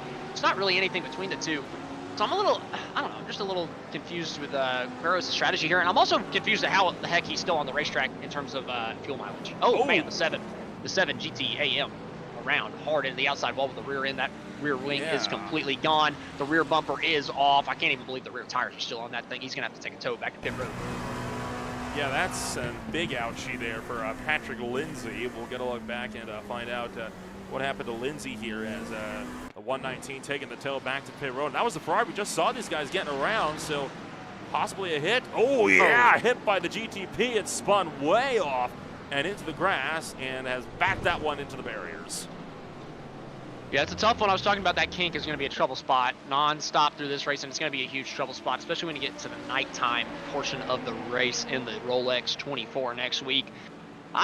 It's hard in that scenario. You kind of just hope that the LMP2 is going to let off a little bit, or the GTP is going to let off just a little bit and allow you to get through there okay. His entry was compromised to the kink from a different LMP2, and obviously he's just going to run out a little bit wide, but you know, the LMP2s, I believe that was one of the top 4. They're all running so hard for that race lead, and they're all so close to it. So it's just a tough situation here, coming down to the nitty-gritty, coming down to the end here of the roar before the 24, trying to get every position they can get. Checking in on one of the GTP battles, and this the fight for, well, 5th on back technically, but we're really watching the fight for 7th between Torque Freak Racing, Albrecht Motorsports, and Team Hardcore. And that is just getting split apart because look at all this GT Pro traffic that they got to try to find their way around. And right now, I think that 9th place driver, Team Hardcore, trying to see if they can't maybe capitalize and use this traffic as a pick to get up and around Albrecht Motorsports. But credit where credit's due. That 96 Cadillac has not been letting Hardcore in the slightest. So Albrecht, I think, could very well keep Lehman behind if he can continue to just hang on where he's at. He's going to get around that GT Pro traffic. First top, then to bottom. They're going to split the Audi in NASCAR 1. Here we go, side by side and 3 wide. excuse me, there's just so many cars all under a blanket right here through NASCAR 1 and 2. Albrecht getting passed by the 830 of Le Mans as they're trying to get through the lap traffic. Le Mans able to take that position, that 8th place spot, and they're still getting through the traffic as they go down to the bus stop.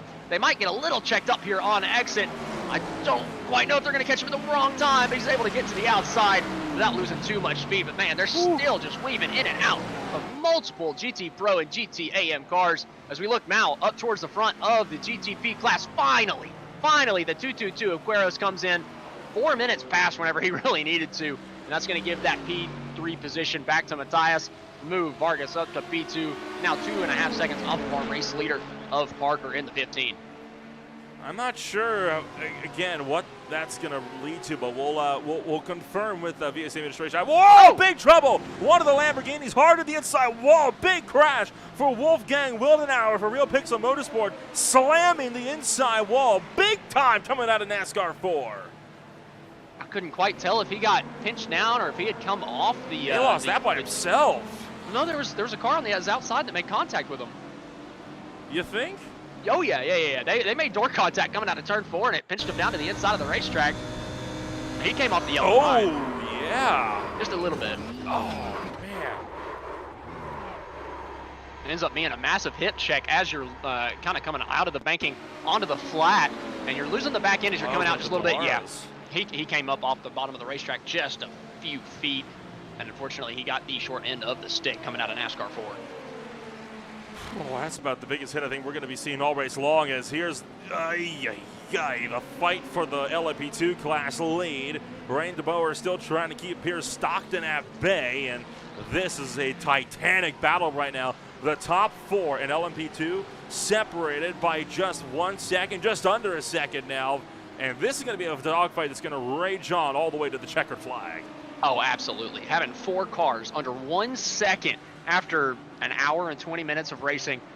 Unbelievable job from all these drivers, just keeping each other in check. Oh, Stockton got a really good run through the bus stop that time. They're both going to have to fade high to get around. I do believe that was a GTAM on the bottom of the racetrack, but now they're going to be side by side through NASCAR 3 and 4. Stockton looking to the outside for the second time of DeBoer through to the checkered flag. Sorry, not the checkered flag, the finish line. Going down into turn number 1. I don't think he's going to quite have it this time. DeBoer's going to be able to fade up to the outside. A little bit of fake there from the driver of the 46, Stockton. Not able to do it this time, as now they've still got more traffic, though, going through the kink. It's going to open up another opportunity for Stockton. DeBoer going to have to go to the inside of GTM and GT Pro traffic, as he is going to take the Scours GTO 48 through and into the... and in towards that second position, in towards the race lead. Gets by the second portion now. Here is Stockton trying to attack into the West Horseshoe, but still no room for the 46 car to make a lunge. Not for lack of trying, though. He might get a chance. Look at the Hornet's Nest that sits just in front of them. There's a Hornet's Nest in front of them, and they've lost a competitor in the rear. Nelson in the 66 has fallen back 9.5 seconds. It is now only a 3-car fight at the front of the LMP2 field. Not quite sure what happened to our 4th competitor here in the field, but DeBoer still holding steady over Stockton. But man, it is just a tight race between the two, as Boomzo's also falling off from that P3 position. It might just be a 2-horse race as they're getting down into the bus stop side by side for Stockton with a GTAM. That was a little hairy, as they're still got so many of these GT cars right in front of them.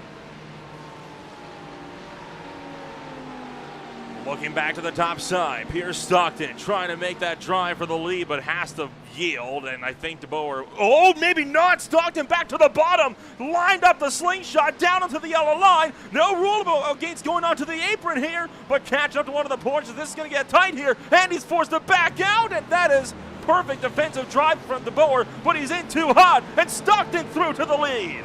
Oh, and he got a little wide on exit. Could DeBoer get back to him before they get down to the International Horseshoe? He's looking to the inside. Does he outbrake him? Oh, defensive move, get into the corner. Little bit of contact between the two, and DeBoer spins it, able to get it back, going the right way, but man, he got pinched heavily by Stockton getting into turn 3. Bunch of contact between the two drivers. It was a late defensive move from Stockton, under braking. It'll be interesting to see if the 048 might protest that after the race. That was a pretty late defensive move. What an epic battle this was, though. Right on board with Stockton throughout all of this. Caught up to the Porsche. had the jam on the binders, but then DeBoer forced the long way to turn 1 and off camber, and he just licked that stem and center, and then checked on board with DeBoer on what he saw coming down to turn 3. Yeah, that move from Stockton in turn 1 was amazing, but here he just kind of pinches. He just kind of pinches DeBoer down to the bottom of the racetrack really late, getting down into the corner. Now, I admit I'm not mostly a road course guy, so I can't make that call, but I do know moving under braking is a big fat no-no. So we'll definitely have to get a look at that as we go down 3 wide into turn 3. 2 GTP cars getting around another GT slower class car for that they're fighting for that P3 position. Kofed and Matthias. I haven't really talked too much about these two since the pit stop, but fighting hard for that final podium position in the GT Pro class. Roy Vermeer having a problem coming back onto the oval, and he's been given a helping hand by the digital Ferrari just behind. Spins the 531 around, and then just after, Nick Nelson having this problem. Now this is one of the LMP2 cars funneling back onto the oval. There you see the Ferrari just up the road, and oh no! That is a bad rejoin and a half, and that forced Nelson to tow because his car was broke. That was a top 4 runner in the LMP2 class that just got absolutely destroyed coming into NASCAR. Okay, well, I'll say some bad stuff if I keep talking about that. So we're just going to talk about Campbell here in 3rd place for the GT Pro class, trying to take away P2 from Mayer, but also don't look too far behind. Lancaster trying to take the position away as well, but man, they are in a ton of traffic as multiple LMP2s and GTPs are trying to get past. Oh, a little bit of contact with one of them through turn 4. You can tell it's getting down to the nitty-gritty. We're 15 minutes to go. Every gap that we see one of these every time we see a faster car even look at one of these gaps, they are sticking the nose into it, trying to get that position. And it's been tight racing between most of these guys here as we see Campbell able to hold on to that P3 position. A little bit of a gap here now between the 2nd, 3rd, and 4th place drivers of the GT Pro class. Aiden Campbell going to continue to try to close up to Manuel Meyer at the moment in that 84 Fisher Motorsports Porsche just up the road. And other than that, so the GT Pro battles are starting to kind of die off, and even the GTM battles are the same. Lucas Santos and Matthew Oravec at the moment are the only 2 drivers left that are really within. They're actually the only 2 ones that are within a second of each other at the moment in GTM, and this is the battle for the class lead in GTM. So we got a battle for the GTM picking up as well, as Oravec really trying to run that gap down towards Santos and sends that one deep into turn 1. Yeah, they don't have too much pressure from behind. Only really one other driver that's kind of within fighting distance, as long as these guys don't take each other out. But we're off it. Holy cow. Oravec, oh my goodness. That driver of the 80s trying to get past Santos. I'm having an absolute shocker here today with some of these names. Oravec in 2nd place, 0.5 of a second back, but Santos able to hold on to the position for now, going through the kink down to turn number 5. Tight racing between these two, but it's starting to spread out a little bit. 0.5 of a second gap as they're about to hit the NASCAR oval. But honestly, the closest battle for the race lead between any of our positions right now, as we've seen Stockton and Bower have a little bit of an issue. And I think the Bower's had a little bit more of an issue. He's actually fallen back to 3rd place, 8 seconds behind our race leader now. Not quite sure what happened to him the 2nd time, but we've now seen a lot of our races for the win spread out. We're really just down to 1 between Santos and Oravec in the GTAM class. DeBoer might be saving a little bit of fuel, because you are right, he has dropped off a big way. Right now, it's looking at about 5 seconds and continuing to slip back. So either that, or he had got a bit more damage out of that than we thought. Remember, he did smoke the tires, something appears to grind along the side of Pierce Stockton down to the turn 1. That may have upset the handling on that car a little bit. Yeah, it definitely could have knocked out the suspension a little bit in that the left front tire. There was a little bit of contact to that area, and like you mentioned earlier in the race, these things are fragile, man. I've mentioned it multiple times. I'm used to the NASCAR car, especially with that new damage model. You can beat and bang, and you're not getting any damage. These things, if you touch a feather the wrong way, the fender's caving in and killing your tire. So I think that might be what we're seeing from DeBoer being well off the pace at this point. I think that battle for the race lead was just a little bit too much for that car to handle. But man, hard racing here for the 2nd and 3rd podium positions in the GT Pro class through turns 1 and 2, through turn 1, and now through the tight little section of turn 2, going down to the International Horseshoe. Mayer holding on to that 2nd place position over Lancaster, who has taken it away, that P3 position. He's taken away from Campbell over the last couple of laps, fighting hard for these last 2 positions on the podium in the GT Pro class. Manuel Meyer continuing to hang on against Robert Lancaster. Aiden Campbell, the final driver, kind of in the mix at the moment for Kinetic Racing VSCA's GT3 Pro entry. Right now, in too hot for Meyer that time by. Could that open up the door for Lancaster to have that look down the inside into turn 6? Doesn't look like it, and no, he will not get the chance. So Lancaster sits in line for just one more run. But again, long way down to the bus stop chicane. Now, a move into the bus stop chicane, I think, is a pipe dream at the moment. I mean, we have not seen a lot of those unless it's a faster prototype getting around one of these GT cars. I don't think we're going to be seeing a pass into there. Very possible for turn 1, though, if he can set him up right. Well, we went for a look there that time, thought about it, but I don't think that was ever going to be on. Yeah, he was trying to prove you wrong really bad. He might be listening to the broadcast and was like, watch this. But no, he faded back into line, just holding on to that P3 position, Lancaster. But he looks really, really rapid. Now looking to the outside of Meyer in the 84 through NASCAR 3 and 4. They might end up being 3 wide with an LMP2 as they come to the start-finish line. Coming out of turn number 4, they're going to be 3 wide a couple times, but there's going to be plenty of room for all 3 drivers. The number 911 still looking at the outside. He's got the nose in front of the 84 of Mayer. Can he complete the pass through turn 1? He's got the outside line. Mayer to the inside, the preferred groove, going to be able to wrap the inside of the racetrack. Can he stay to his outside? Lancaster, he's still there on the outside through the kink. Tough to go too wide through here. Looks like both drivers able to do it as they come out on pit exit. Now into the International Horseshoe. This is for P2 in the GT Pro class. Lancaster move him up to that second place position. He's able to get past Meyer for it, but Meyer not done, fighting back on the inside. Trying to get that spot back as a GT Pro car diced his way through. That's the overall race leader, Andrew Parker, that just blitzed past in the GTP Cadillac. And Lancaster, I think, he's managed to secure that second position. Tell you what, good show there from Lancaster and Manuel Myers. They were able to scrap it out for that second position on the podium for your GT Pro category. That's the type of racing I like to see in my endurance racing action. And in GTM, Lucas Santos and Matej Orvec still within a second of each other, but again, it's not a gap that's necessarily closing in all that much. Still possible, yes, but there's a lot of work to be done. Yeah, Orvex looks like he's fallen off just a little bit. I know he is side-by-side entering the bus stop right there. A little tough for him as we look further back. But yeah, Orvex kind of fallen off. But, you know, we were talking about the GT Pro in Lancaster, how good of a move he made to get that P2 spot. He was P4, 3 seconds behind our race leader of Carapato in the GT Pro category about 5 laps ago. Now he's got the clean air, and he's made 2 passes and cut that gap down a second to our race leader while making the passes. So I wouldn't be surprised if we have a second race for the lead here between the GT Pro cars in the 22 and 911, Carapato and Lancaster by the end of this thing.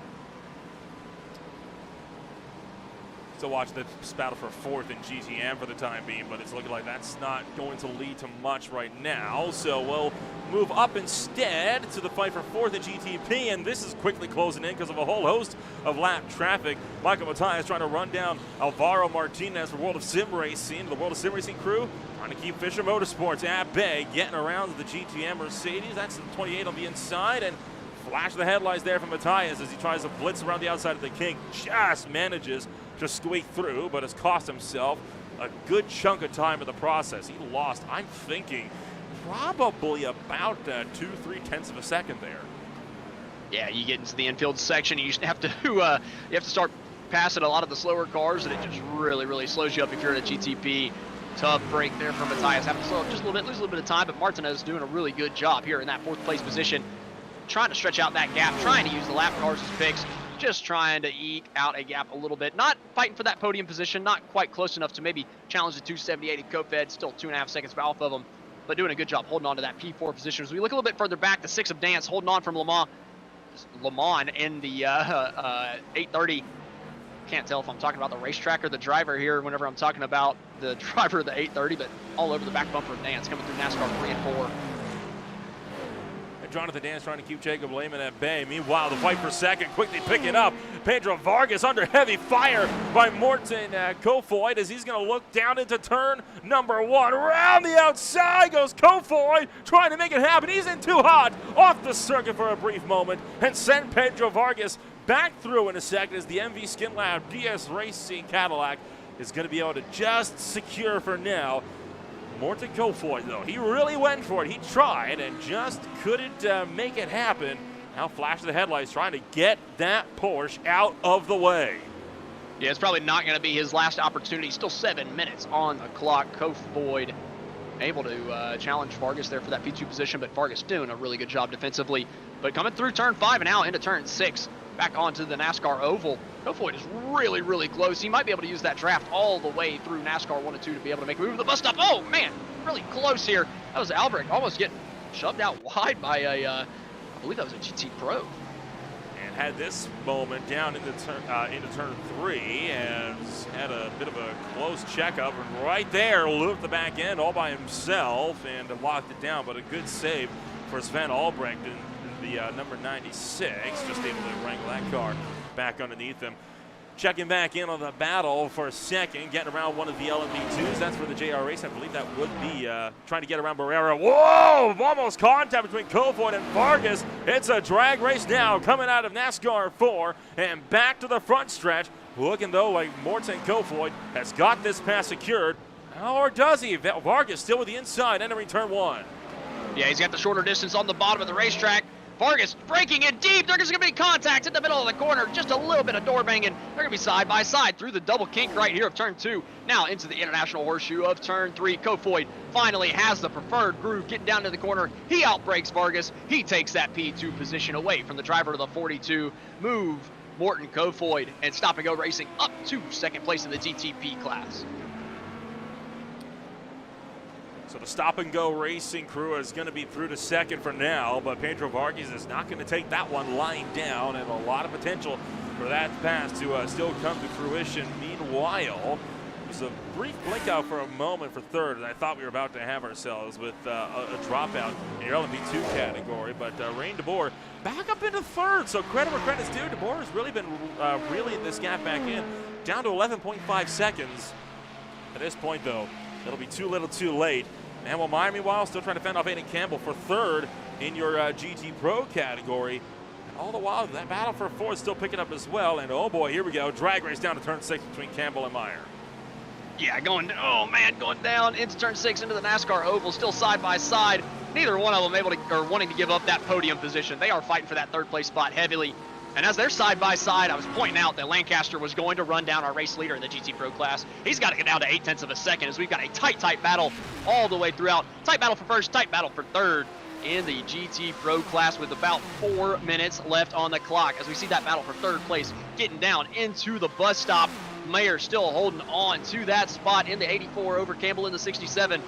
He's going to be able to hold on to it as we get into NASCAR 3 and 4. And Lancaster is still closing that gap to our race leader. It's now down to 0.7 of a second in the GT Pro class. 4 minutes left on the docket from racing action here this time around. Looking to be about 3 laps to go. That's just give or take, as we'll be trying to make a lunge here down into turn number 1. Will he look for the top side? He sure will. Aiden Campbell going for it on Manuel Meyer. This time by dives on the brakes, but Campbell can't get the nose in. Yeah, not quite able to find a spot there. Campbell cannot find the preferred groove around Mayer. Mayer doing a really good job running defensive into all these corners that he needs to be. Anytime that Campbell is anywhere close, he's running that defensive line, preventing Campbell from making the high percentage move. Mayer just doing a really good job running that defensive race, but I got to point it out, Lancaster now only under 0.3 of a second gap as our second place runner in LMP2 no, that's the is leader. down pit road. That was the leader. Pierce Stockton just gave up the lead entering pit road to Brian Boomsma for the Fusion LMP2. Couldn't make it to the end on the fuel, so Pierce Stockton going to be down and out, just taking the splash and go. He wasn't in the box for even 10 seconds there. That is detrimental to Stockton's race, as he may very well lose the podium here in the Roar, trying to beat Bacos out of pit road, but he's not going to get it. He's going to fall outside of the top 3. Heartbreak there from our race leader in the LMP2 class. Not quite sure what happened. Like you mentioned, the fuel must have just been a little, but I'm surprised that he's the only one. Yeah, well, I guess he might not be, but I don't know, that's a little scary, which that makes a lot of sense why we saw DeBoer going so slow in the middle section of this after he lost the lead. It makes a lot of sense that he lost 5 seconds. He had to have been saving gas. Taking a look back to the GT Pro class, fight for the lead kicking off. Robert Lancaster, you called it correctly. He's caught Ruben Carapato and now looks for the outside of the AZR Motorsport white Porsche. 3 wide with the GTP, and here we go. They're going to block the track as they'll take 2 minutes to go. Crossing the start-finish line. Can Lancaster hang this one around the long way into turn number 1? No! For now, Carapato hangs on to the lead.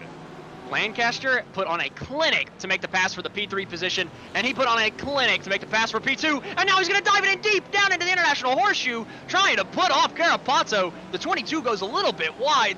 Tight racing between the 22 and 911, and now they've got another driver in the LMP2 class going around quickly around the outside, or quickly through the inside as they go through the kink.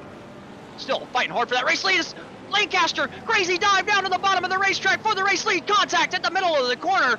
Nasty dive bomb there from Lancaster to take the lead, but he makes it stick, he makes it work, and he moves up to the P1 position of the GT Pro class. If it sticks, it sticks, and he's going to be in. Rain DeBoer couldn't make it back. He's also into pit road. So that now leaves Brian Boomsma in the race lead of the LMP2 category with a 27-second gap after it falls apart for the rest of the LMP2 field on the fuel strategy, or at least for the guys that were in the top 3. Meanwhile, Andrew Park has started his final trip around. Yeah, Parker kind of putting on a clinic ever since he's gotten into that car. He did not come out of pit road in the lead, even though his teammate brought him down pit road in the lead, able to pass the one guy that had passed him on pit road, got past the 3 guys that had stayed out before they even came down to take their final pit stop. And Parker able to just kind of gap the rest of the GTP field after he got into the car. But here we go. The race lead for the GT Pro class still unbelievably tight between Lancaster in the 911 and Carapato in the 22 as they come down to the stripe. They're going to be taking the white flag here for the GT Pro class. Lancaster still holding on to the race lead on the inside going into turn 1. He's going to be able to keep it, but does he drive it in a little bit too deep? No, he hits the apex pretty nicely there through turn 1. He's going to be able to hold on. Carapato still in P2. As now we look at Santos in the GT-AM, his gap has kind of dwindled as well as Oravex has kind of closed it in. He's half that gap. Meanwhile, Andrew Park working the front straightaway out of turn number 4. He will be your race winner in the Roar Before the 24, and that now leaves the battle in GT Pro. Lancaster trying to see if he can potentially make a drive here in the final lap, trying to keep Carapato at bay. Lancaster drove down Carapato from 3 positions back and 3 seconds back. Now he's taking the lead and he's gapped him by about half a second, but they're going through turn 6 here. Now onto the NASCAR oval. Can Carapato get a good enough run out of this corner to get a good draft all the way down the back straightaway? Looks like it's just a little bit better than the driver of the 911. He's closing that gap all the way down through NASCAR 1 and 2, and he's going to do it all the way down to the bus stop as well. It's a long way to go, but it won't be enough unless he can really capitalize in the bus stop chicane. He's got to get that line perfect. He's got an LMP2 car behind, but it looks like he's going to back off and let these guys duke it out for the win. Lancaster through the bus stop. Carapato cuts the course. He's going to go off the track, and that's going to be a slowdown for sure. That might be game over for Carapato's night, although still closing in, still really trying to run this gap down. 2/10 of a second and closing. It's going to be a drag race out to the stripe, trying to pick off the leaders. There goes the LMP2 class leader just in behind. Meanwhile, Lancaster, he will hang on, taking the win in GT Pro. Lucas Santos secured the win in GTM, and Brian Boomsma crossed the line with the winner in LMP2. My goodness, that was tight between the GT Pros. I think Lancaster got a little lucky with those LMP2s coming around his outside. They ducked back down to the yellow line before they got to the start-finish line, and Lancaster got a little bit of draft that he was not going to have otherwise, and I think that was just enough to keep him above Carapato. He ends up beating him by 0.07 of a second. Tight racing between the two. Oh my goodness, I don't know what the heck is going on here between some LMP2s. That's Rain DeBoer and Rico Kohlmeyer. They had a drag race out to the line. This is for 4th in the LMP2 category, and just there, DeBoer able to take over the win. But wow, what a great win. There is Santos, your GTM class winner. We didn't quite get to see him cross the line, but we did catch Boomsma and all the other class winners at the end of the night. What an absolutely phenomenal race, though, we've had here in this one, and I don't think there is a better way we could have had to kick off the racing season for the VSCA Sports Car Championship than a race like that. That was spectacular. Yeah, great race from the drop of the green flag to the drop of the checkered flag. Makes me really excited here for next week for the full 24-hour Rolex 24 here for the VSCA Sports Car Championship. I mean, goodness gracious, if I wasn't excited beforehand, I am definitely excited now for next weekend. Again, the race starts 1 hour before this race did on Saturday morning. Well, with everything said and done and all cars across the line, let's take a rundown of your official post-race results here in this one. Taking the win in GTP, it was Composite Performance leading the way. Andrew Parker driving it across the line. Stop and Go Racing will bring it home in the number 2 spot with World of Sim Racing closing out the podium. We'll talk to all the class winners exclusively at the end of this one as MV Skin Lab DS Racing finishes 4th. Fisher Motorsport was in 5th. Torque Creek Racing VSCA was in 6th with Team Hardcore in 7th. Intense Sim Racing drives a 73 machine into 8th. Albrecht Motorsports is in 9th. DS Racing powered by Rubis Gas will be in 10th. AZR Motorsport Black in 11th. HAC Racing in 12th. Grizzly Motorsports brings it home in 13th. MSP3, the pole sitters of the night, will finish 3 laps down after they spun out in the bus stop early on. And then Trading Paints Racing Black, after they crashed early on, they will finish this race 39 laps down, marked as a DNF. Austin? Moving on to our LMP2 class, we've got Fusion LMP2 as our race winners. They're going to take the pole for the Rolex 24 in the LMP2 class. Next up was FRS Sim Sports in 2nd with Rising Panda Racing rounding out our podium for the LMP2s. Then, I guess on that Scours GT 048 in 4th, Fisher Motorsports Delara in 5th, RJ Racing in 6th, Gowan Racing in 7th, Rookie Esports LMP2 in 8th, Tri-State Racing in 9th, GSE Esports Racing VSCA LMP in 10th, and VRG Sport in 11th. Bringing it home in the GT Pro category, RPM Racing by less than 1/10 of a second outdrags AZR Motorsport White to the line. Fisher Motorsports will bring out the podium. Kinetic Racing will be in 4th. Fisher Motorsports, their other GT Pro entry, will be down in 5th. World of Sim Racing was in 6th. North Sim Racing in 7th. Yellow Submarine Squad Sim Lab was in 8th. Race Tech Competition in 9th. Digital Spirit DS Racing was in 10th, finishing 5 laps down.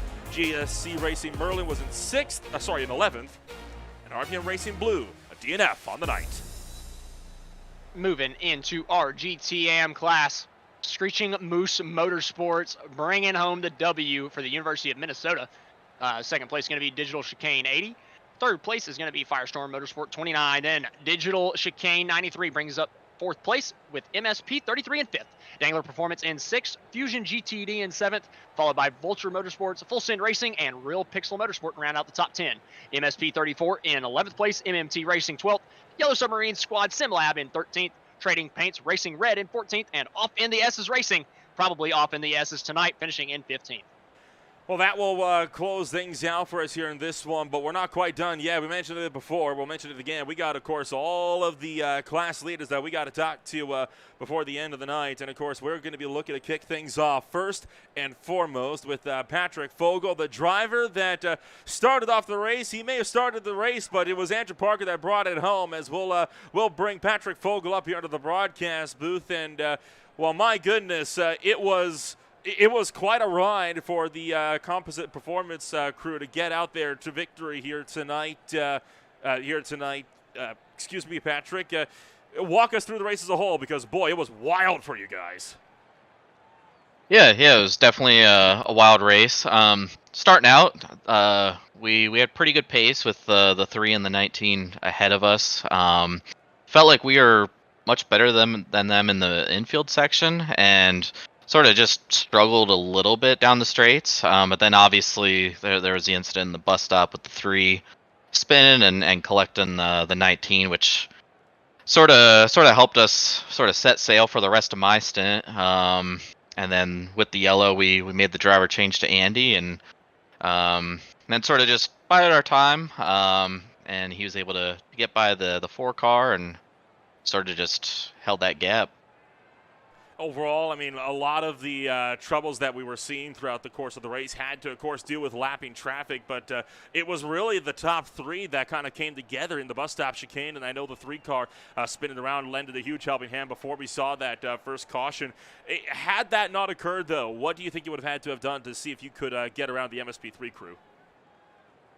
Yeah, I mean, it felt like I was pretty similar pace to Kyle. I mean, it would have been interesting if we got through that second group of traffic. That's sort of the biggest thing with the prototypes here is we're always so close in pace that a lot of it sort of depends on where you get the traffic, how aggressive you want to take the traffic, and then also endurance racing is unique because you don't know the pace of the second driver coming in. So I knew we were in pretty good spot with Andy behind the wheel. We had similar pace, so I know both the 3 and the 19 also had good drivers getting in the car. So that's always the fun part is once the second guys get in, seeing where they stack up.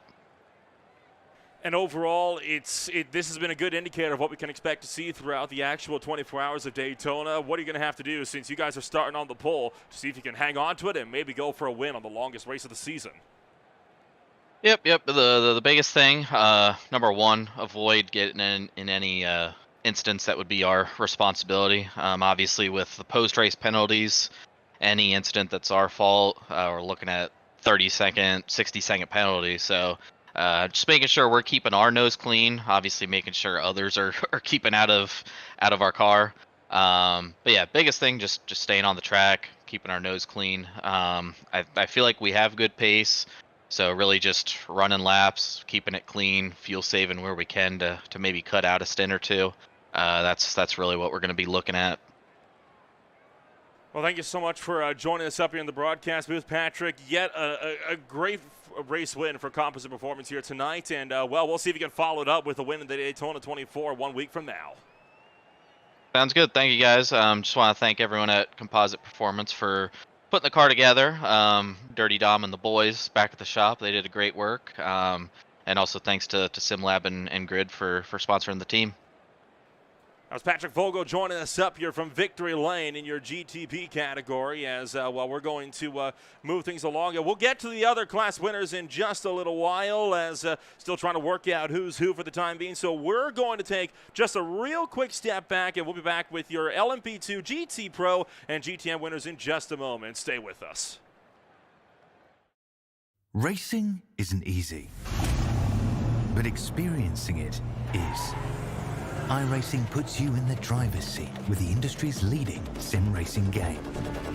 Drive on laser scan replicas of the greatest racing circuits from around the world. Go head-to-head against other drivers chosen by skill-based matchmaking to ensure competitive racing at every level. Compete across all your favorite series. In officially licensed cars, engineered to deliver the most accurate driving experience possible.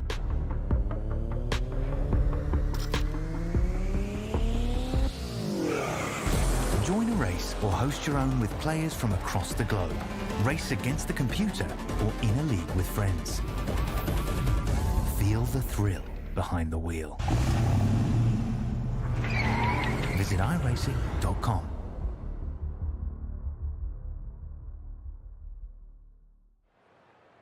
And welcome back to Green Flight TV. We will, of course, have the rest of your drivers up and ready to go here as we're going to move things on down to the LMP2 class winner here. It is Garen Batten, one of the drivers, a part of the 777 crew for Fusion LMP2. Now, Garen, again, a wild race for the LMP2 guys. And, well, luckily for you, you were able to escape all of the early carnage, and you finished this race a very solid 27 seconds. Ended up being over a lap ahead of second place after everything was said and done. Kind of walk us through being able to coast away to an easy win for you guys. Yeah, well, you're certainly right about the early on. I did the first stint. I think it might have even been twice on lap one. I was at a complete stop because the track was blocked. Yeah, it was just a case of working through my laps as the slower driver in the car, and then passing it over to the quick guys and letting them get the job done. So no credit on my part, but thanks to the other guys for making it look easy. Well, I mean, hey, it counts for every single driver. If you're not in the car, well, they can't even be there to take the car home to victory. But you mentioned kind of having to come to a stop. It was a chaotic-filled first 30, 40 minutes or so of the race. What's the strategy when you're kind of in that middle class, having to dodge cars that are lapping you, trying to lap other cars, and all the while trying to make sure you're just going to be there to fight for that spot in the end? Yeah, we came in with the mindset of, this is a dress rehearsal for the 24, so let's let's treat it like the 24. We weren't diving for positions. We weren't diving, pushing in traffic. We fuel saved when we needed to. Didn't take any undue risks. We literally treated it like we will be next week for the 24-hour, and just bide your time, stay out of trouble. Look after the X's. We ran it pretty close as far as the incident points went for a drive-through, but that's okay. We didn't get there, and so it's just easy as it goes, and just don't be the one that makes the mistake. So looking forward to the Daytona 24 itself, you mentioned you were treating it like a dress rehearsal for that race, and I think the race we saw tonight very indicative of what we can expect to see next week. What's going to be the game plan then for Fusion and LMP2? Get in, get out, give the car to Ed and Brian. That's basically it. It'll be pretty simple for everybody to see what we're doing. Well, fair enough. We'll let you get back to it then. Congratulations on winning the LMP2 category here tonight from the Roar before the 24, and we'll see you back on track next week. Thanks, guys. Cheers. See you then. That was Garen Batten joining us up here, your LMP2 class winner. We will roll down to the driver that is just able to hang on to what was by far the closest margin of a victory out of any battle we had on the racetrack. Mark DeBoer will be able to bring it up over here for GTM. Now, holy cow, Robert. What a finish for GT Pro. Kind of walk us through, because I know you had a kind of the back seat for all of this with Robert Lancaster doing everything he could to fend off Carapato. He was driving out of his mind. We just made one little slowdown penalty, and then he caught right back up, and he's just pulling away from everybody. So kind of walk us through as a whole, because goodness gracious, I mean, it gets a bit wild when you get to racing action like this. I mean, Daytona is not the biggest track in the world, but just big enough. You guys had to kind of fight through the field. You started 5 spots back in GT Pro.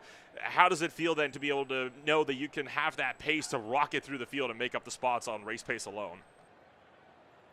I think it's a good start to the 24, and I think we had a good setup, and we had really good pace the whole race. Just battling, getting through traffic.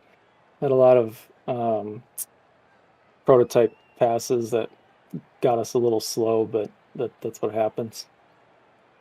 So looking now towards the actual Daytona 24 itself, we've gotten through the practice and the qualifying race, so to speak. What's going to be the game plan to get that 911 car potentially into victory lane when we go racing for 24 hours 1 week from now? Go fast, don't crash. Go fast, don't crash. A lot of simple strategies, but you know what? They're sound strategies at that. Thank you for joining us tonight here, Mark. Congratulations once again on the great victory in GT Pro. Thank you. That's Mark DeBoer joining us up here tonight, and that will take us on down to Lucas Santos. He is the driver that comes home as the GTM winner in Austin. You're standing by with our final winner of the night. Yeah, Lucas, congratulations on bringing it home here for the GTM class. Coming home, winning the pole, basically, for the Rolex 24 next week. Showed a lot of speed here towards the end of this race, able to hold on to that race lead. We saw it was a close battle at first. You kind of pulled out that gap a little bit. Maybe towards the end it started coming down a little bit. Were you a little nervous there the last couple laps that gap was going to dwindle down to just about nothing? Yeah, I'll be honest. I think the tires were getting to my head. I was pushing throughout the entire thing. I knew from the data that I researched across the free practices and the test sessions that our car was there in the class. So in my head, I was trying to calm myself down, but then I think the tires were kind of like getting to me. But I'm so glad that this car held up well. The Operation Motorsport number 5 car here. It's amazing what we've done with the car. So glad to held up that lead. Yeah, y'all are absolutely rapid, especially here towards the end. Does that just set y'all up super well for next week? I mean, does that kind of boost your confidence a lot, thinking, man, if we could win the Roar before the 24, who the heck can beat us in the 24? I mean, we got the pace, we got the speed, we got the drivers. You proved it here tonight. I mean, are you just kind of waiting for next week now? Just like, come on, next Saturday, let's get here already. Oh, absolutely. Yes. Everybody in the team is ecstatic. Philip Forrester, my teammate that started the car, he was calm, so calm with the car. And to bring it on here, we just need to now give it to our teammates and say, right, cool. This car has the performance. We just need to perform now. That's what we're telling everyone here in the team. Yeah, we're just waiting, and we're really excited to essentially get this season off strong. Well, y'all definitely proved it tonight that y'all got the pace. You mentioned you've got the setup. Y'all, I'm sure, have put in time, or an unbelievable amount of time working on this thing. But now going into next week, what's your strategy? We've been asking that to all the winners tonight. What's kind of y'all's strategy going into next week now that y'all know you have the pace to win this thing? Yeah, so the first thing that we're always going to think about coming into the race, and I think a lot of endurance teams think about it, is just surviving the first 90% of the race. Once that occurs, then we're going to think about, okay, how do we maximize the final thing? But going into the 24, we just need to catch everybody up onto the setup. Whoever's going to be driving the car, whoever's going to be interacting with it, we're going to give updates, and we're going to have everybody have that drive time and prepare mentally and physically before the 24. Whoever has the start, whoever has the end, who knows? We're going to debrief that. But what matters right now is everybody knows what this car is capable of, and we just need to build up on our strategy with that. Well, hey, congratulations. We're looking forward to seeing you putting on a show next week. We had an unbelievable, great time watching this race here tonight, all the different categories, and especially the finish in the GTM class with you guys pulling through for the win. So congratulations, and we're looking forward to seeing you can pull off the double here next week. Awesome. Thank you so much, guys. Thank you. All right, that was Lucas Santos, our winner of the GTM class. Now, Nolan, what are we going to do? We got a whole week before we get to enjoy the 24. I'm a little sad. We have to wait that long. No kidding, right? I mean, the racing tonight was nothing short of spectacular. I mean, this was, I think, the greatest possible way you could have ever kicked off a championship. And this is the sprint. We do it for 24 hours next week, and then all throughout the course of the year as well. Sports car racing, if you ask me, is one of the most challenging forms of motorsports because of all the different nuances that go into it. You're not fighting yourself. You're fighting your class, then every other class on the track as well, trying to fight amongst themselves. It adds such a layer to things that cannot be matched by any other form of motorsport. I cannot wait for the Daytona 24. It's going to be absolutely phenomenal. I know you're going to be kind of in and out of the booth all throughout the course of that broadcast. You're starting and ending it in a stint in the middle. But I can tell you right now, I hope that we're all going to be sticking around to watch the whole thing because it's going to be a good show. If I didn't have to sleep, I would. And, I've been a little nervous this past month and a half after you brought this opportunity to my front door, just this being a little bit out of my wheelhouse, being a NASCAR guy. But after watching this race here today and learning a little bit, just watching what these guys could do, I mean, I was thoroughly impressed, thoroughly enjoying myself the entire time. And I'm sure it's going to be the exact same next week for the 24. I mean, I've used the word excited a million times tonight, but I just can't think of anything else. I mean, that was just an unbelievable race to start out the season, the qualifying race. And I am just thrilled to get the season start next weekend. Well, there's a lot of action coming on up here on Green Flag TV. Over the next couple of weeks, over the next couple of days, we're going to have the High Tide Racing League Everest Designs Cup Series making its return to Green Flag TV on Monday night when they will go racing down to the Texas Motor Speedway for the second round of the Round of 8. The Old Mr. Road Truck Series will return on Tuesday night as they swing out to Chicagoland. And then later on tonight, to honor a fallen friend, we'll be having the Robert Jordan 200 for the TNGGIL Truck Series, a special memorial race to honor a friend that was lost just yesterday morning. But we'll be there with all and more. And then, of course, the Daytona 24 for the VSCA Sports Car Championship kicks off racing action. Not tomorrow, excuse me. It will kick off on a beautiful Saturday morning coming on up on Green Flag TV. All the way next week. It's a long ways, but boy, it will ever be worth it. For now, from the World Center of Racing, my name is Manolo Rambo. Thank you so much for joining us, and we will see you all next time when we go racing for 24 hours.